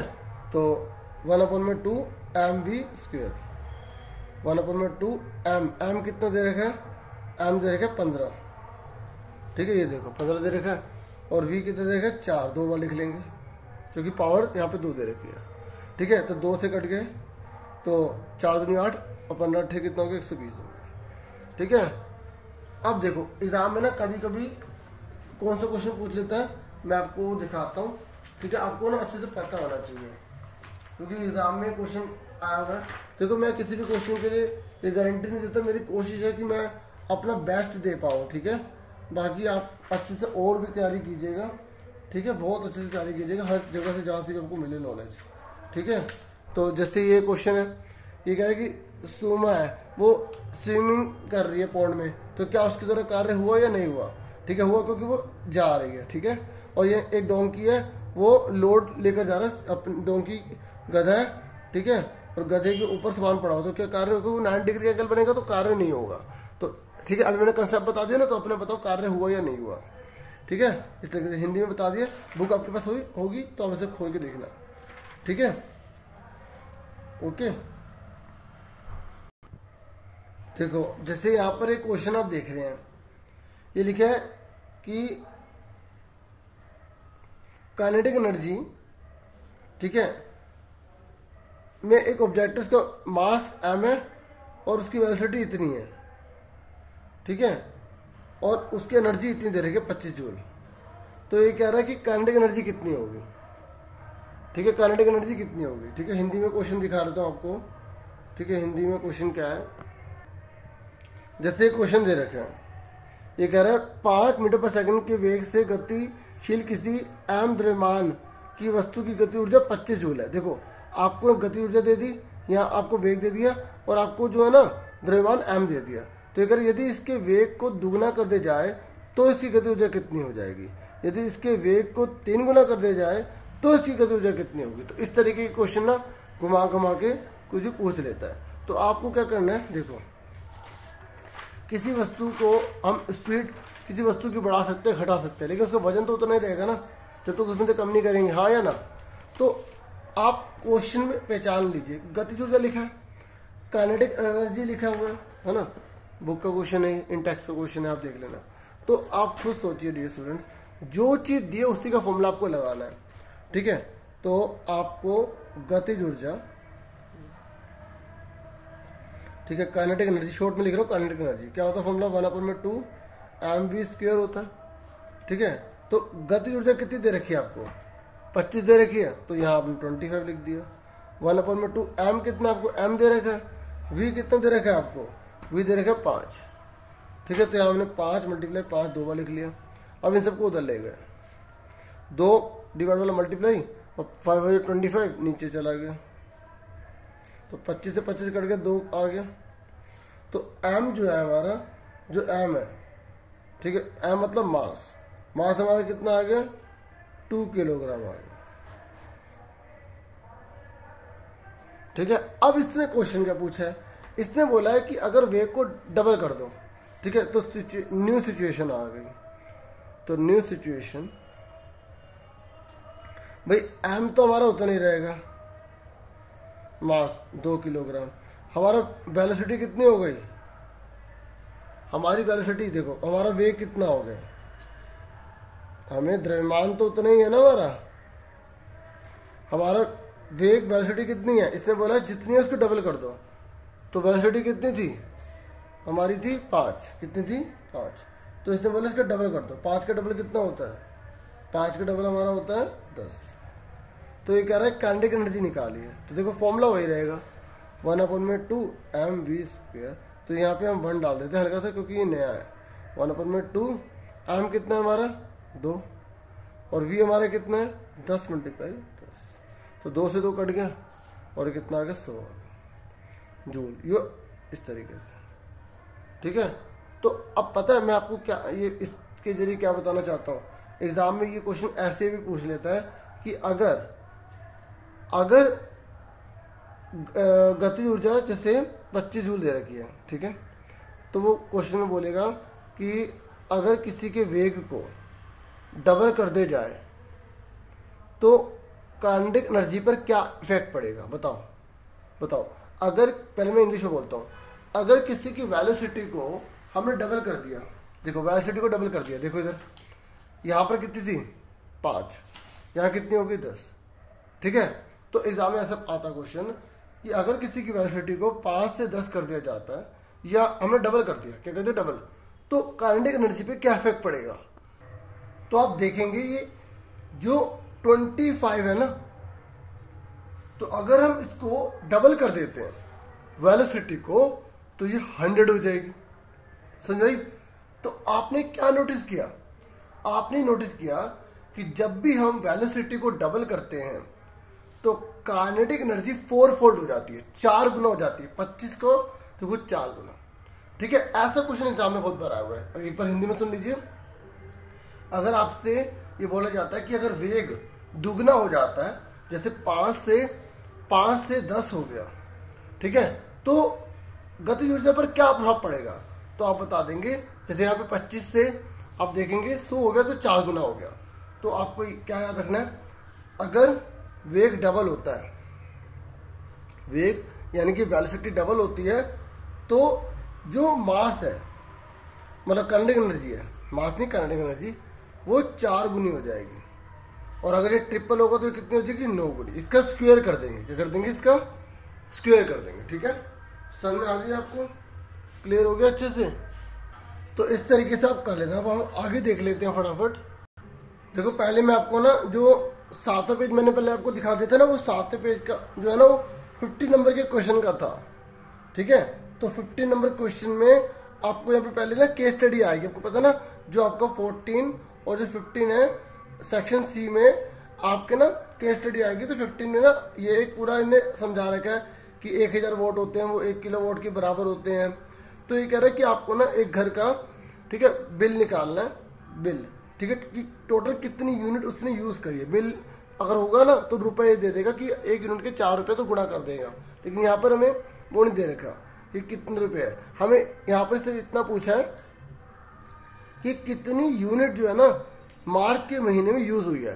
तो इसको करने का क्या तरीका है? मैंने अभी आपको समझाया था ना कि एक बिल वाला इस तरीके का क्वेश्चन आ जाता है। तो आप इसको कैसे करेंगे?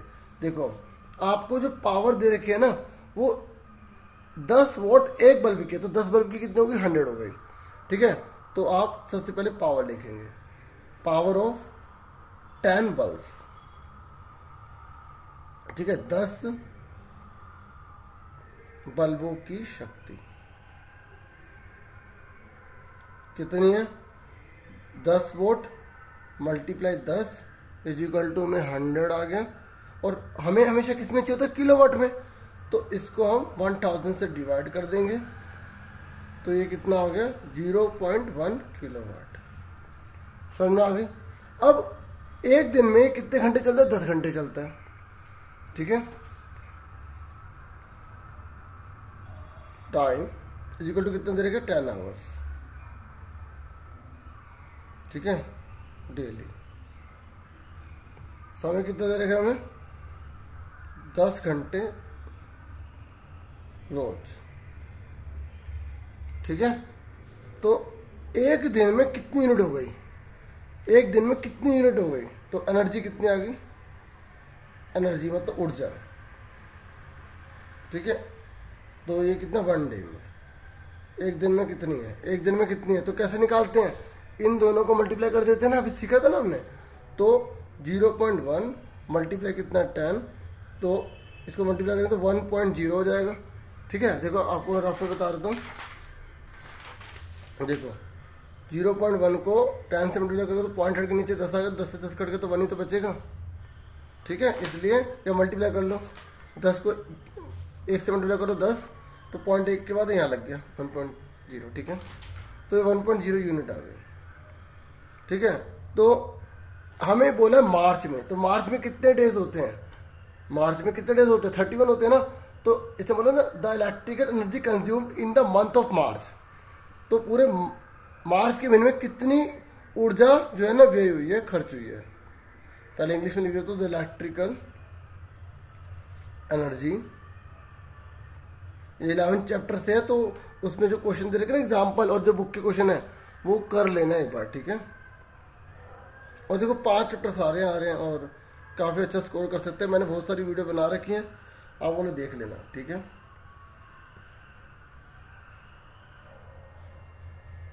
तो मार्च के महीने में 31 दिन होते, तो 31 से 1 से मल्टीप्लाई 31 यूनिट आ गया। अब एग्जाम में अगर बोलेगा ना इसका बिल निकालो, तो बोलेगा 1 यूनिट के 5 रुपये हैं, तो निकालना बिल करके 5 गुणा में 31 कर देंगे, 4 पे तो 4 से। ठीक है, तो मार्च महीने में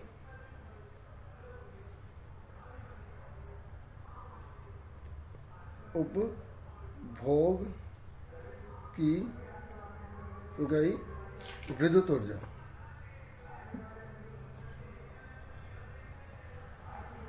इकतीस यूनिट। ठीक है, तो डियर स्टूडेंट्स,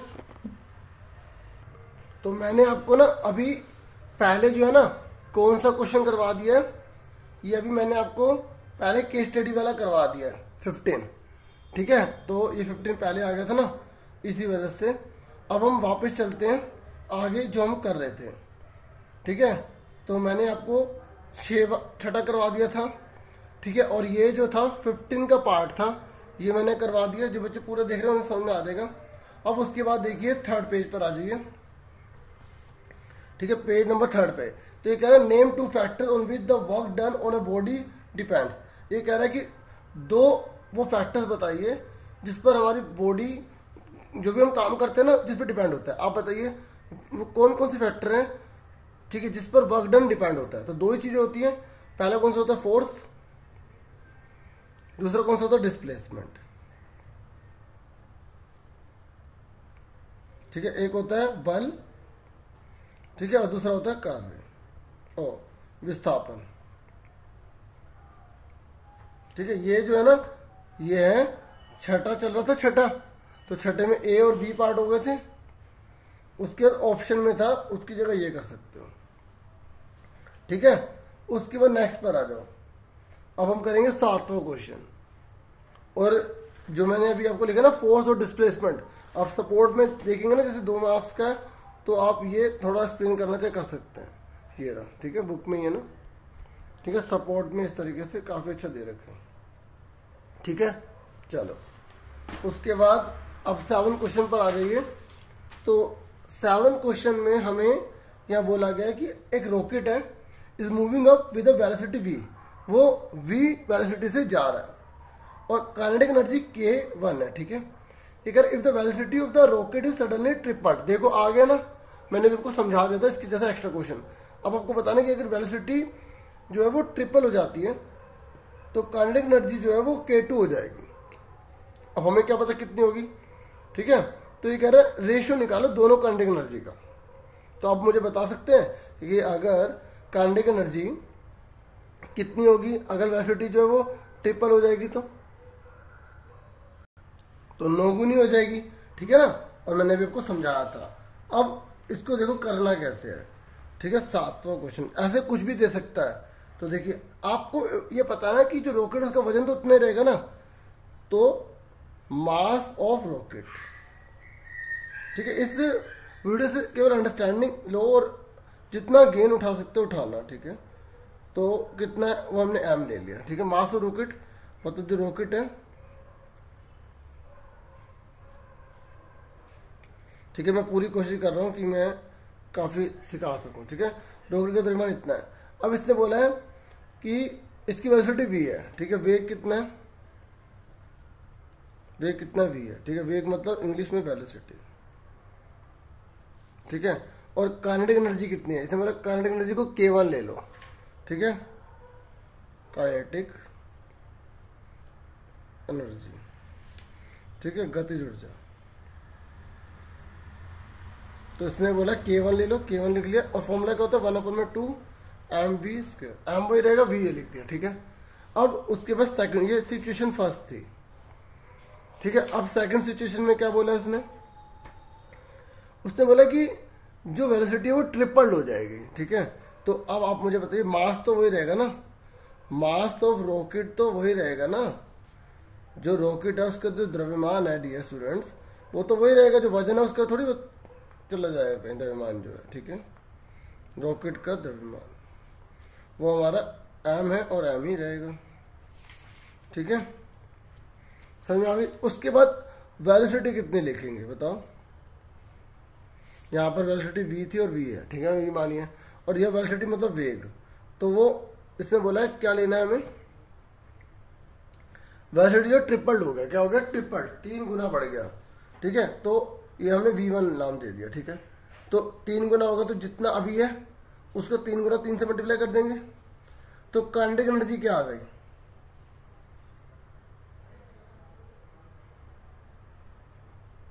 काइनेटिक एनर्जी।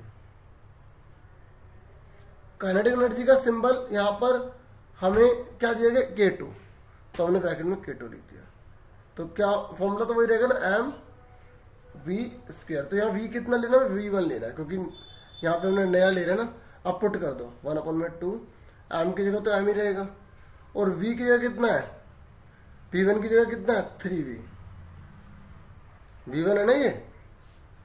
तो कितना आ गया, 3 3 9, v का स्क्वायर 9 को आगे कर दो, 9 को सबसे आगे कर दो, बाकी पुराना ये लिख दो। ठीक है, समझ में आ गई। अब हमसे पूछा क्या गया, देखो 9 गुना तो हो रहा है, पुराने वाला ये था और नया वाला ये रहा 9 गुना। मैंने आपको अच्छे से भी बताया था ना, पुराना पीछे का भी वीडियो देख लेना, अच्छे से समझ लेना। ठीक है, और क्वेश्चन कोई भी आ सकता है, पैटर्न आपको अच्छे से आना चाहिए। कह रहे रेशियो निकालिए, तो रेशियो निकालो, तो K1/K2 दोनों को निकाला। K1 कितना है हमारा, कितना है 1/2 mv स्क्वायर, और K2 कितना है, ये रहा 9 × 1/2 mv स्क्वायर। तो ये पूरा कट गया, तो ऊपर 1 नीचे 9, तो रेशियो कितनी आ गई, 1:9 आ गई। और ये क्वेश्चन पूछे थे कितना गुना काइनेटिक एनर्जी बढ़ गई, तो 9 गुना बढ़ गई। ठीक है, गतिज ऊर्जा। ठीक है, और हिंदी इंग्लिश मीडियम दोनों कोऑपरेट करना प्लीज। ठीक है, समझ में आ गई। उसके बाद अब नेक्स्ट पर आ जाओ, ये अलग क्लियर हो गया आपको अच्छे से। ठीक है, तो ये मैंने बता दिया, और देखो इस तरीके की न्यूमेरिकल है, और कैसा और सकता नया भी आ जाए। आप बुक के सारे क्वेश्चन कर लेना। ठीक है, एग्जाम्पल एनसीईआरटी जो भी दे रखे हैं। ठीक है, एनसीईआरटी को अच्छे से करो। ठीक है, एसएसटी भी देखो, अंदर से डीपीएस कुछ क्वेश्चन आए थे, और जो मैंने देखा था तो मॉर्निंग शिफ्ट वाले को थोड़ा सा जो है पेपर घुमाने वाला दिया था, कुछ क्वेश्चन उन्हें काफ़ी अंडरस्टैंडिंग सोचनी थी, लेकिन इवनिंग वाले को बिल्कुल सिंपल सिंपल सीधे सीधे उतार दिए थे। ठीक है, तो अपना बेस्ट दो, थोड़ा सा समझा करो, क्वेश्चन थोड़ा घुमा के पूछे तो उसको सीधा करना आना चाहिए आपको। देखो ये कह रहा है कि ना आपको बताना वर्क डन कितना है, किया गया कार्य कितना है। तो एक आदमी है, वो 200 किलोग्राम मास को की कोई चीज उठा रहा है। ठीक है, ठीक है, ये देखो, a person in lifting 200 kg of a mass through a vertical distance of 6 meter, और 6 मीटर की हमें हाइट दे दी। तो यह पोटेंशियल जो है ना उसका एनर्जी का फॉर्मूला लगाएंगे, क्योंकि हमें हाइट दे दी और हमें जी दे रखा है 10 मीटर पर सेकेंड। ठीक है, तो हमसे पूछा कितना वर्क होगा। आपको मैंने कहा था ना, जो क्वेश्चन में अमाउंट दे रखे उसका फॉर्मूला आपको लगाना है। एनर्जी लिखा आ जाए, वर्क डन लिखा आ जाए, ऊर्जा लिखा आ जाए, गति ऊर्जा लिखा आ जाए, स्थिति ऊर्जा लिखा आ जाए। तो हमें केजी लिखा, तो ये मास है, मास मतलब द्रव्यमान। ठीक है, मास कितना दे रखा है हमें, 200 किलोग्राम, हिंदी में द्रव्यमान। ठीक है, ये मैं हिंदी में बता रहा हूँ। देखो ये कह रहा है कि ना एक आदमी है, ठीक है, और वो 200 इन लिफ्टिंग में है, 200 किलोग्राम में मास में। ठीक है, और वो वर्टिकल डिस्टेंस ऊपर की ओर जा रहा होगा 6 मीटर के। तो ग्रेविटी कितनी है, जो जी है ना अर्थ के अकॉर्डिंग 10 मीटर पर सेकंड स्क्वायर है। तो ये कह रहे हैं कितना काम किया उसने। ठीक है, तो इतनी ऊंचाई पे लेके जा रहा है, तो कितना काम उसने किया। ठीक है, तो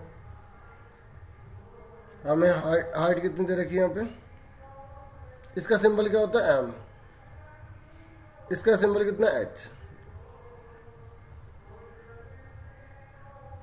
ठीक है, और जी कितना है,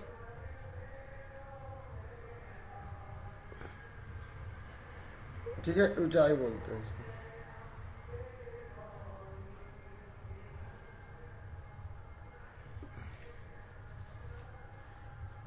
और हमें क्या निकालना है, वर्क डन।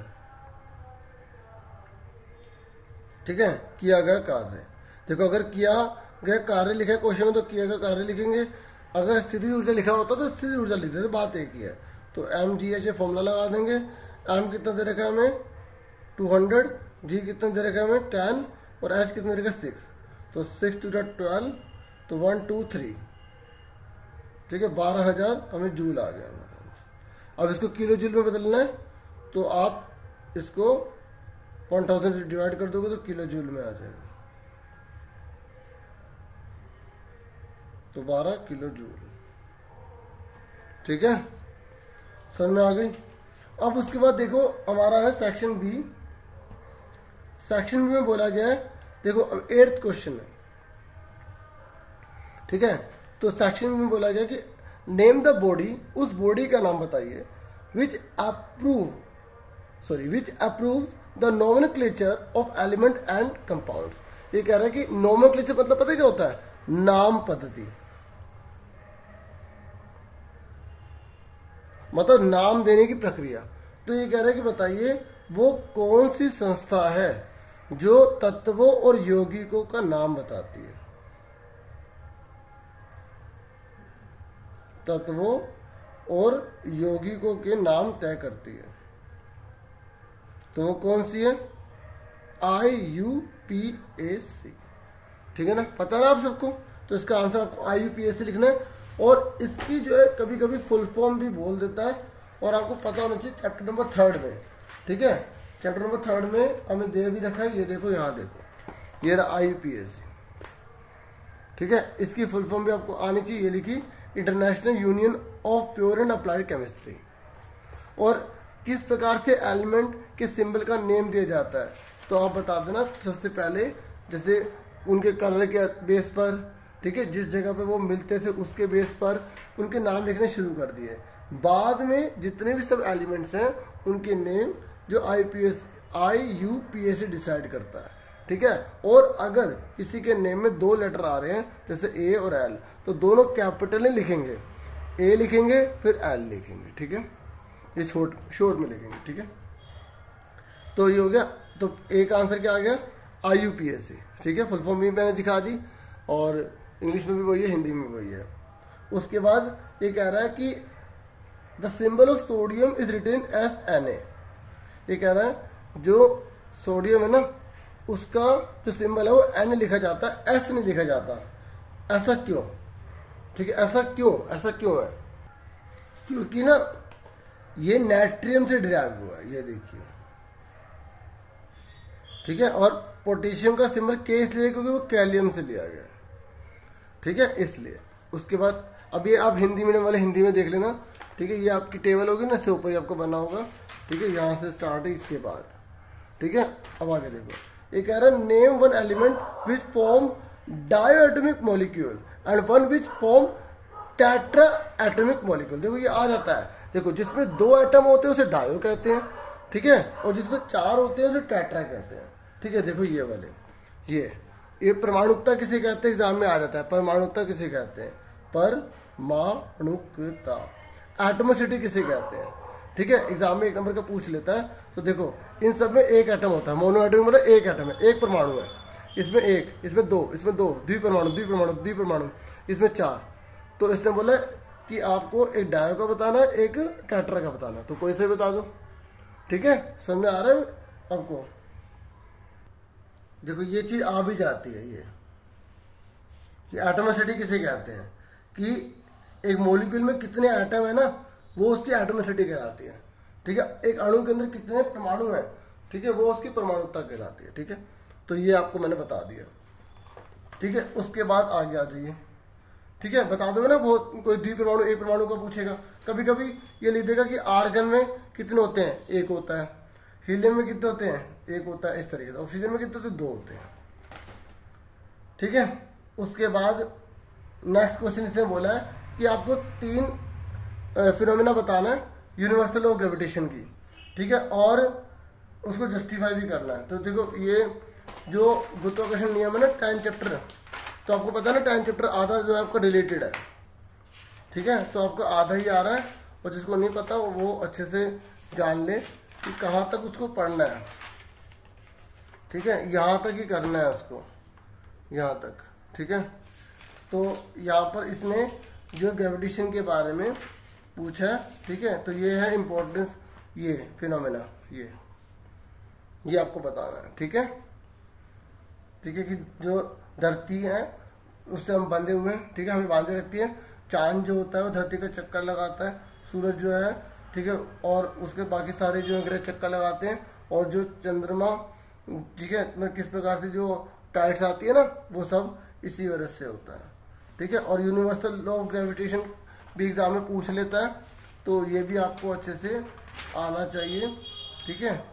ये आपको अच्छे से आना चाहिए, गुरुत्वाकर्षण का सार्वत्रिक नियम, ठीक है, ये पूरा, ठीक है। अब आगे देख लेते हैं नेक्स्ट क्वेश्चन। ये कह रहे ये नहीं करना तो अब बता दीजिए मास और वेट में क्या डिफरेंस होता है, मतलब जो द्रव्यमान है और जो भार है ना उसमें क्या अंतर है। देखिए ये रहा मास और वेट में डिफरेंस। देखो मास पता है क्या है, मास को हिंदी में बोलते हैं द्रव्यमान और वेट को बोलते हैं भार, ठीक है। तो we can measure mass of an object by its inertia, हम जड़त्व की से ना जड़त्व से हम द्रव्यमान को माप सकते हैं। और जबकि वेट को मास, जो मास है उसको जो धरती जितना खींच रही है ना ग्रेविटी एक्सेलरेशन, उससे नापते हैं, ठीक है। सुन रहे मेरी बात। और ये कह रहे total quantity of matter contain in object, मतलब एक पदार्थ के अंदर कितना माल भरा हुआ है, किसी भी चीज के अंदर कितना माल है, तो वो उसका मास कहलाता है। जो टोटल क्वांटिटी है मैटर की, ठीक है, जो ऑब्जेक्ट के अंदर पाया जाता है उससे हम मास कहते हैं। जबकि जितना ग्रेविटेशनल फोर्स लगेगा वो उसका वेट कहलाता है, ठीक है। और देखो मास जो होता है वो कांस्टेंट रहता है, मतलब हर जगह एक जैसा रहता है, जबकि वेट अलग अलग जगह पर अलग अलग हो जाता है, सुन रहे हो। और देखो आप इसके एक बता देना, ये किलोग्राम में होता है, ये न्यूटन में होता है, ठीक है। और ये हर जगह चेंज नहीं होता है, हर जगह एक जैसा रहता है, ठीक है। और जबकि वेट जो होता है वो जीरो भी हो सकता है, जैसे ठीक है ना, mass does not change even value of G is zero, अगर जी की वैल्यू जीरो होगी तब भी चेंज नहीं होगा, जबकि वेट जो होगा जीरो होगा अगर जी भी जीरो होगा तो। समझे मेरी बात, मतलब ये सिंपल भाषा में जैसे ये जीरो हो सकता है लेकिन ये जीरो नहीं हो सकता, ठीक है, अगर जी जीरो है तो, ठीक है। समझे मेरी बात, तो इस तरीके से। हाँ अगर मास ही जीरो तो अपना जीरो ही हो जाएगा, ठीक है। और आपको पता होना चाहिए फ्री फॉल किसे कहते हैं, जब कोई चीज स्वतंत्र अवस्था में नीचे गिरती है ना, मुक्त पतन बता रहा हूं मैं, उस पर कोई और बल न लगे, केवल एक बल लगे ग्रेविटी का, ठीक है, गुरुत्वीय बल लगे, उससे हम बोलते हैं मुक्त पतन, ठीक है।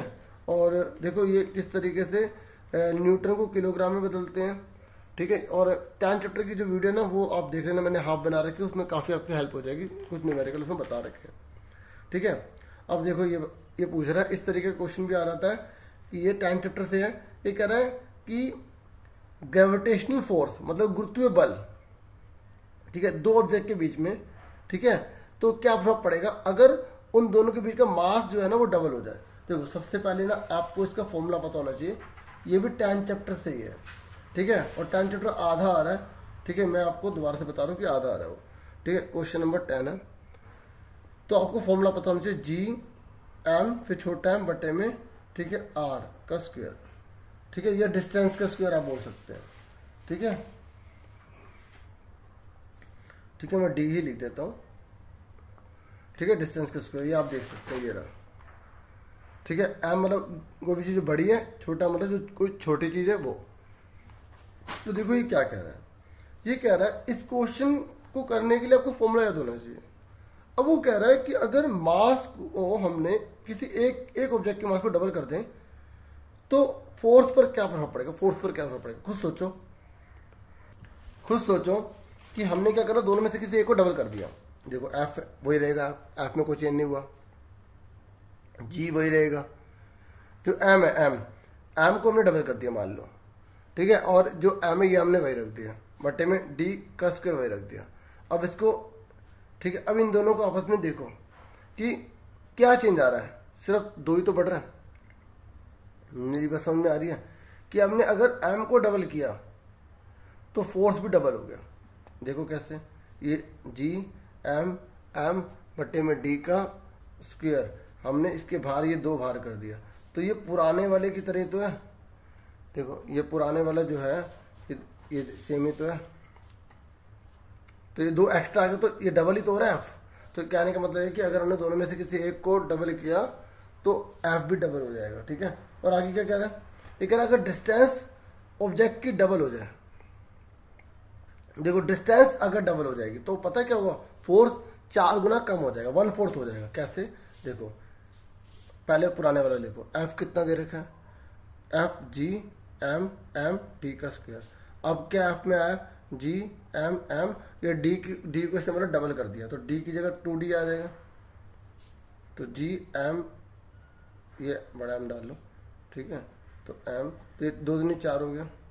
अब पुराने की तरह लिखो, 4 को बाहर कर दो,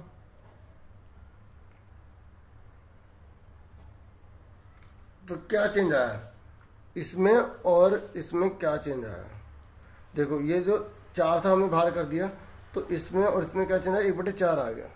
तो इसका मतलब क्या हुआ कि अगर d को हम डबल करते हैं तो फोर्स 4 गुना कम हो जाएगा, 1/4 हो जाएगा, क्या हो जाएगा 1/4। ठीक है, सुन रहे मेरी बात, ये बुक के क्वेश्चन 10th चैप्टर में देखोगे ना, एक्सरसाइज में मिल जाएगा आपको, ठीक है। बाकी मैं समझा रहा हूँ, ये कह रहा है अगर दोनों को डबल कर दिया जाए, अब देखो ये एम है ये एम है, दोनों को डबल कर दिया तो फोर्स कितना हो जाएगा, 4 गुना हो जाएगा, सिंपल सी बात है। ठीक है, देखो लिखने के तरीके में ऐसे ही हमें लिख के दिखा देना भी पड़ता है, ठीक है, कि ये जी है, ये एम है, ये बड़ा एम है, बटे में डी का स्क्वायर है। ठीक है, उसने बोला है कि एम जो है वो डबल हो गया।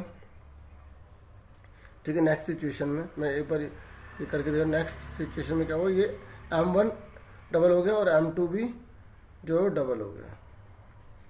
ठीक है, तो अब हम क्या करेंगे, f फॉर्मूला लगाएंगे g, यहाँ पे m1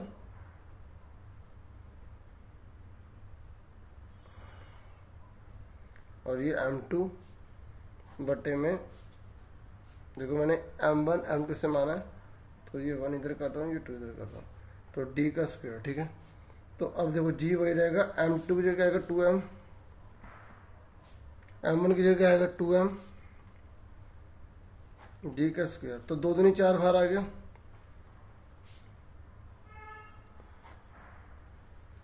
ठीक है, तो ये कितना बढ़ गया, 4 गुना। अगर आप थोड़ा सा इसे ध्यान सुनेंगे ना, बार बार देखेंगे मैं क्या कह रहा हूँ, कि यहाँ पे 2 आ गए, यहाँ आ गए, तो 2 2 जब 4 ही तो होता है, तो मतलब अगर हम दोनों को डबल डबल करेंगे तो 2 दूनी 4 होता है, तो 4 गुना हो जाएगा। और अगर हमने यहाँ पर केवल एक को डबल किया था, हमने यहाँ पर एक को डबल किया तो डबल हुआ था, और डी को हमने डबल किया था तो ऊपर 2 लगा दो, स्क्वायर लगा दो, 4 गुना हो गया, 1/4 हो गया। तो इस तरीके का क्वेश्चन भी आ जाता है। ठीक है, उसके बाद है 11th, तो यहाँ पर रुद्र है। ठीक है, ये आपके चैप्टर नंबर 3 से है। ठीक है, तो क्वेश्चन बुक का नहीं है। ठीक है, तो मैं कोशिश करूँगा कि इस प्रकार के न्यूमेरिकल की कल वीडियो आपको, अब देखो तब पेपर तो आपको हाँ चलो देख लेंगे बाद में।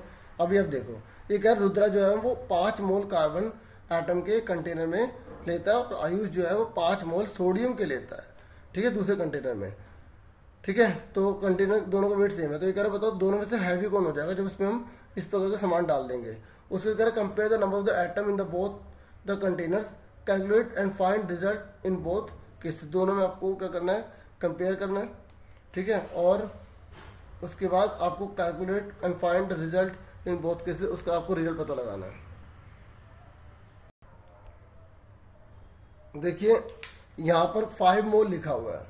ठीक है, तो रुद्रा है, तो पहले हमने यहाँ रुद्रा लिख दिया। ठीक है, तो ये जो मोल लिखा होता है इसे एन से नोट करते हैं, तो N1 ले लिया, 5 मोल दे रखा है, और कार्बन नाम लिखा है, तो जो नेम होता है तो उसका जो मास होता है, ठीक है, मॉलिक्यूलर मास जो होता है उसको हम बड़े एम से डिनोट करते हैं। तो ब्रैकेट में सी लिख लिया, तो सी का कितना होता है, 12 होता है। ठीक है, 12U। उसके बाद हमें छोटा एम निकालना है, क्योंकि उसको उन्होंने कंटेनर में डाला तो वो ग्राम में, छोटा एम ग्राम में होता है। तो छोटा एम निकालने का फॉर्मूला क्या होता है, M1 ले लिया, N1 मल्टीप्लाई M1, तो 5 मल्टीप्लाई 12, तो कितना आ गया, 60 ग्राम आ गया, ये ग्राम में होता है। उसके बाद दूसरा क्या है, आयुष है। ठीक है, तो आयुष यहाँ लिख दिया हमने, और N2 कितना है, N2 वही 5 मोल है। ठीक है, और M2 क्या नाम है उसका, सोडियम का, तो सोडियम का कितना होता है, सोडियम का सिंबल Na होता है, मॉलिक्यूलर मास कितना होता है। ठीक है, देखो 3rd चैप्टर में मैंने आपको टेबल दिखाया था ना शुरू में, अगर आपको याद हो तो यहाँ दिखाऊं मैं, ये ठीक है, ये देखो है ना, ये तो 23 होता है। ठीक है, तो उसके बाद हमें इसमें M निकाल लेना इसका भी, तो क्या N2 मल्टीप्लाई में M2, तो 5 मल्टीप्लाई 23, ठीक है, आप इसको पार्टिकल्स में भी निकाल सकते हो, वो जो एवोगाद्रो में निकालते हैं ना। 5 दिए 15, 5 दूनी 10 और 11, 115 आ गया।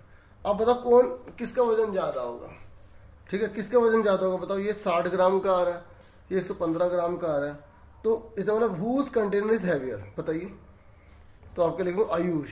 ठीक है, तो ए वाले के आंसर में क्या आ जाएगा, आयुष कंटेनर इज हैवियर। ठीक है, ये कह रहा है compare the number of atom. अब दोनों में नंबर ऑफ एटम पता लगाने हैं। ठीक है, क्या पता लगाने हैं, नंबर ऑफ एटम पता लगाने हैं in both the containers and calculate and find result in both cases. तो हमने रिजल्ट ये तो सब निकाल लिया। ठीक है, अब हमसे नंबर ऑफ एटम पूछा गया।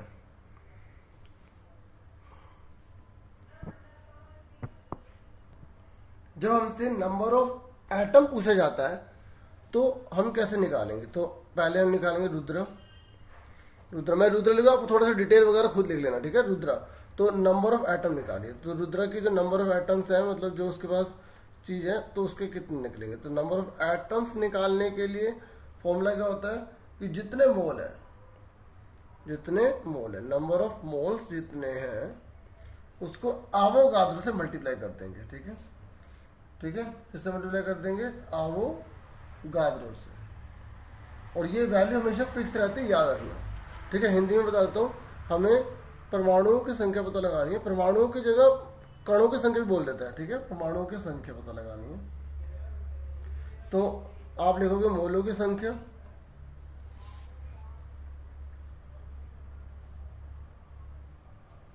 गुणा में एवोगाद्रो।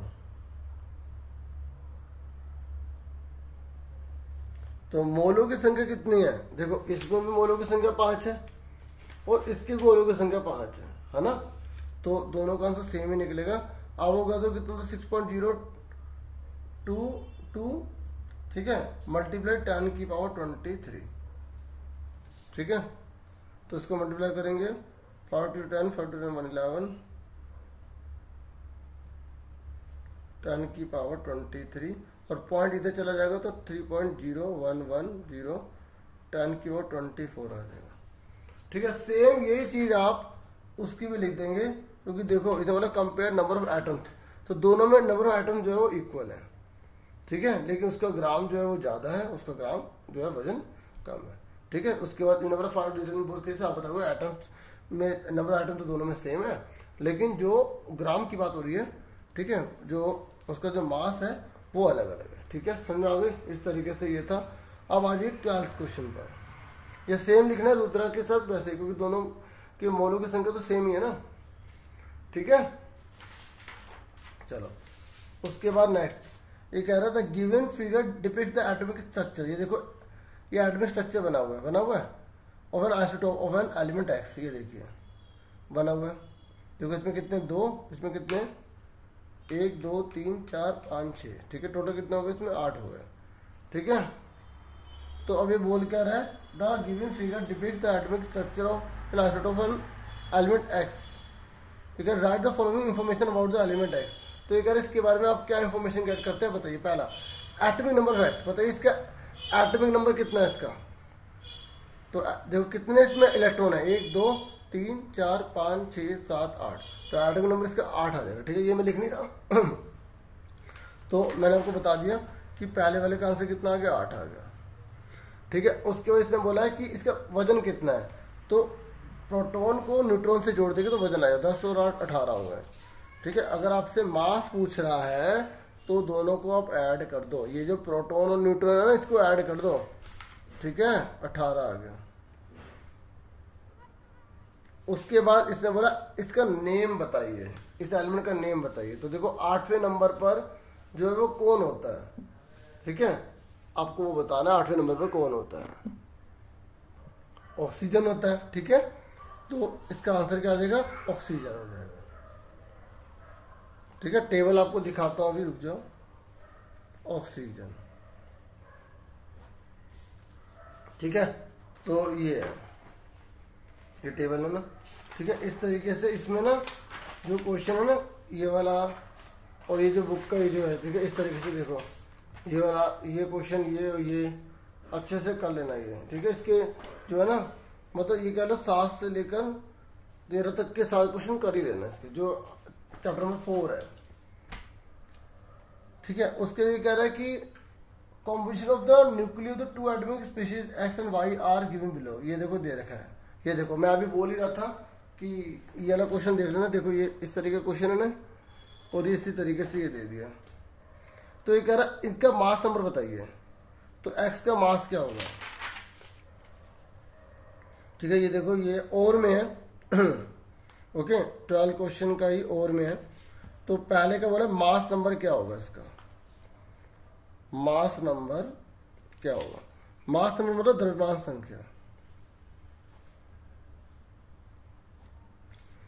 तो इसकी जो द्रव्यमान संख्या है ना वो क्या होगी, देखिए ये देखो ध्यान से देखो, इसका प्रोटॉन 8 है, इसका न्यूट्रॉन कितना है 8, तो 8 में 8 जोड़ेंगे कितना आ गया 16, तो 16 आंसर आ गया, ठीक है। मास नंबर ऑफ एक्स, ठीक है, तो एक्स की द्रव्यमान संख्या, ठीक है, क्योंकि अब बोला वाई की, तो वाई की द्रव्यमान संख्या, ठीक है। तो इंग्लिश में मास नंबर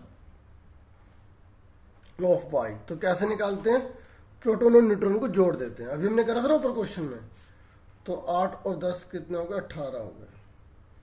तो ये कह रहा है कि रिलेशनशिप बताइए, इन दो स्पीशीज में रिलेशनशिप क्या है। देखो जब प्रोटॉन सेम है, प्रोटॉन मतलब एटॉमिक नंबर, प्रोटॉन बराबर होता है ना एटॉमिक नंबर के, प्रोटॉन एटॉमिक नंबर को बोलते हैं परमाणु संख्या पहले इंग्लिश में सुनो, जब एटॉमिक नंबर सेम है 8 और 8, लेकिन मास नंबर यहाँ 16 और यहाँ 18 अलग अलग होते हैं, तो उसको आइसोटॉप्स बोलते हैं। क्या बोलते हैं, आइसोटॉप्स। तो आप इसका बी का आंसर लिखेंगे आइसोटॉप्स, मतलब समस्थानिक।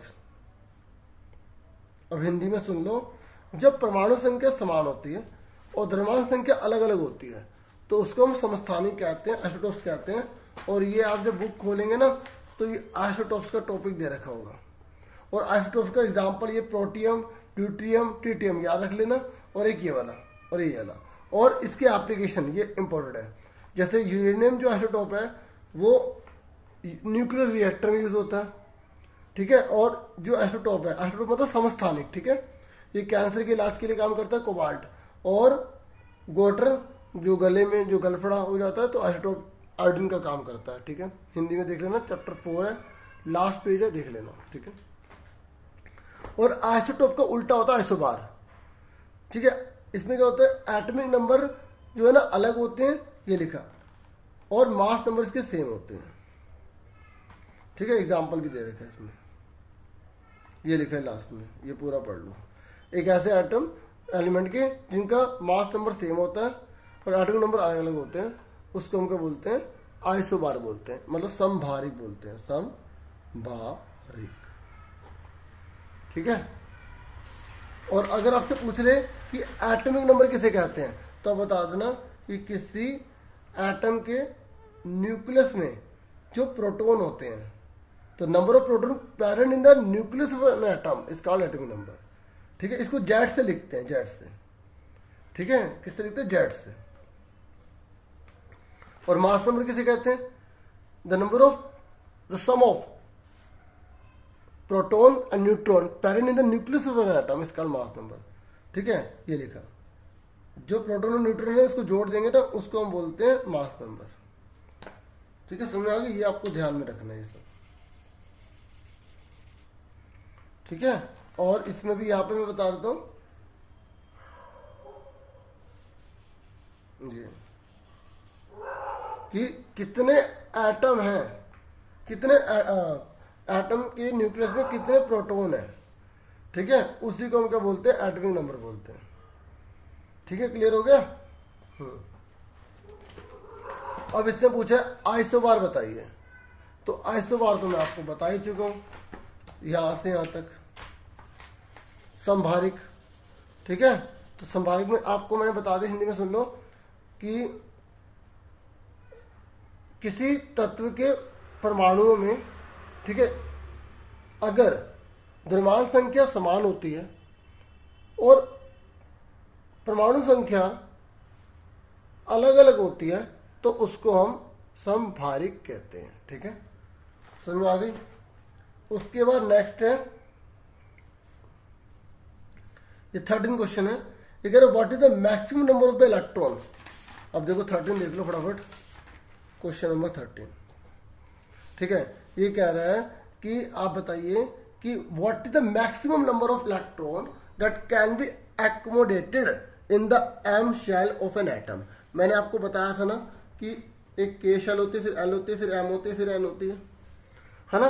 तो ये कह रहा है कि आप बता सकते हैं कि एम के अंदर जो है मैक्सिमम कितने भर सकते हैं। तो देखो मैंने आपको बताया था ना, इसमें हम 2 लेते हैं, इसमें हम 8 लेते हैं। ठीक है, और इसमें हम जब हमें वैलेंसी वगैरह निकालनी होती है तो हम नॉर्मली 8 लेते हैं, लेकिन भर कितने सकते हैं मैक्सिमम। तो इसका फॉर्मूला क्या होता है, 2n का स्क्वायर होता है। तो आप लिखेंगे 4m। एम में कितने भरेंगे, कौन से नंबर पे आती है, तीसरे नंबर पे आती है तो 3 पुट कर देंगे। तो 2 × 3 × 3, तो 3 से 9, 9 2 कितना हो जाएगा हमारा 18 आ जाएगा। ठीक है, इस तरीके से 18 भर सकते हैं। फिर क्या कह रहा है, ये कह रहा है एन एलिमेंट हैज 5 इलेक्ट्रॉन। एक एलिमेंट में 5 इलेक्ट्रॉन है। तो इन द एम शेल में, कौन सी एम, देखो पहले के आएगा, पहले क्या आएगा के, फिर एल आएगा, फिर एम आएगा। तो ये कह रहा है अगर एम में हमने 5 भर दिए,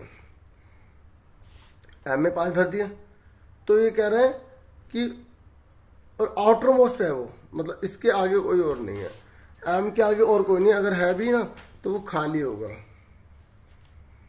ठीक है, तो ये कह रहा है कि इसका इलेक्ट्रॉनिक कन्फिग्रेशन बताइए, इसका इलेक्ट्रॉनिक विन्यास बताइए। मतलब ये जो है ना KRMN, इसी को इलेक्ट्रॉनिक विन्यास कहते हैं।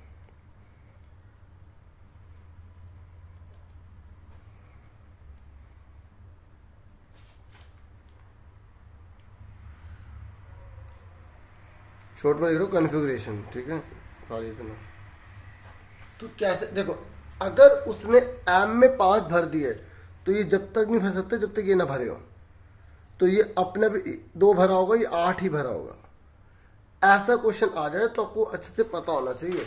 मैं एक बात आपको और थोड़ा सा बता दूं, देखो अगर उसने बोल दिया कि ये के है, ये एल है, ये एम है, ठीक है, इसमें 3 है, तो इसमें पहले से ही भरे होंगे ये, क्योंकि पहले ये भरता है, फिर ये भरता है, फिर ये भरता है। सुन रहे मेरी बात। और अगर मैंने ये बोल दिया के एल एम एन, इसमें 2 भरे हैं, तो 2 8 8 इस तरीके से पहले भरे होंगे। तो इसने बोला था इलेक्ट्रॉनिक कन्फिग्रेशन बताइए, तो इतना लिख देंगे, इसमें 8 और 2 अपने लिख देंगे हम। ठीक है, हम ये वाला नहीं भर सकते क्योंकि यहाँ तक भरा है। मतलब आप इसको इस तरीके समझिए कि अगर आप अभी 9th में हैं तो आप 6ठी या 7वीं को बिना पास किए 9th में नहीं आ सकते। ठीक है ना, आपको एक एक करके आना पड़ेगा स्टेप वाइज। ठीक है, समझ में आ गई।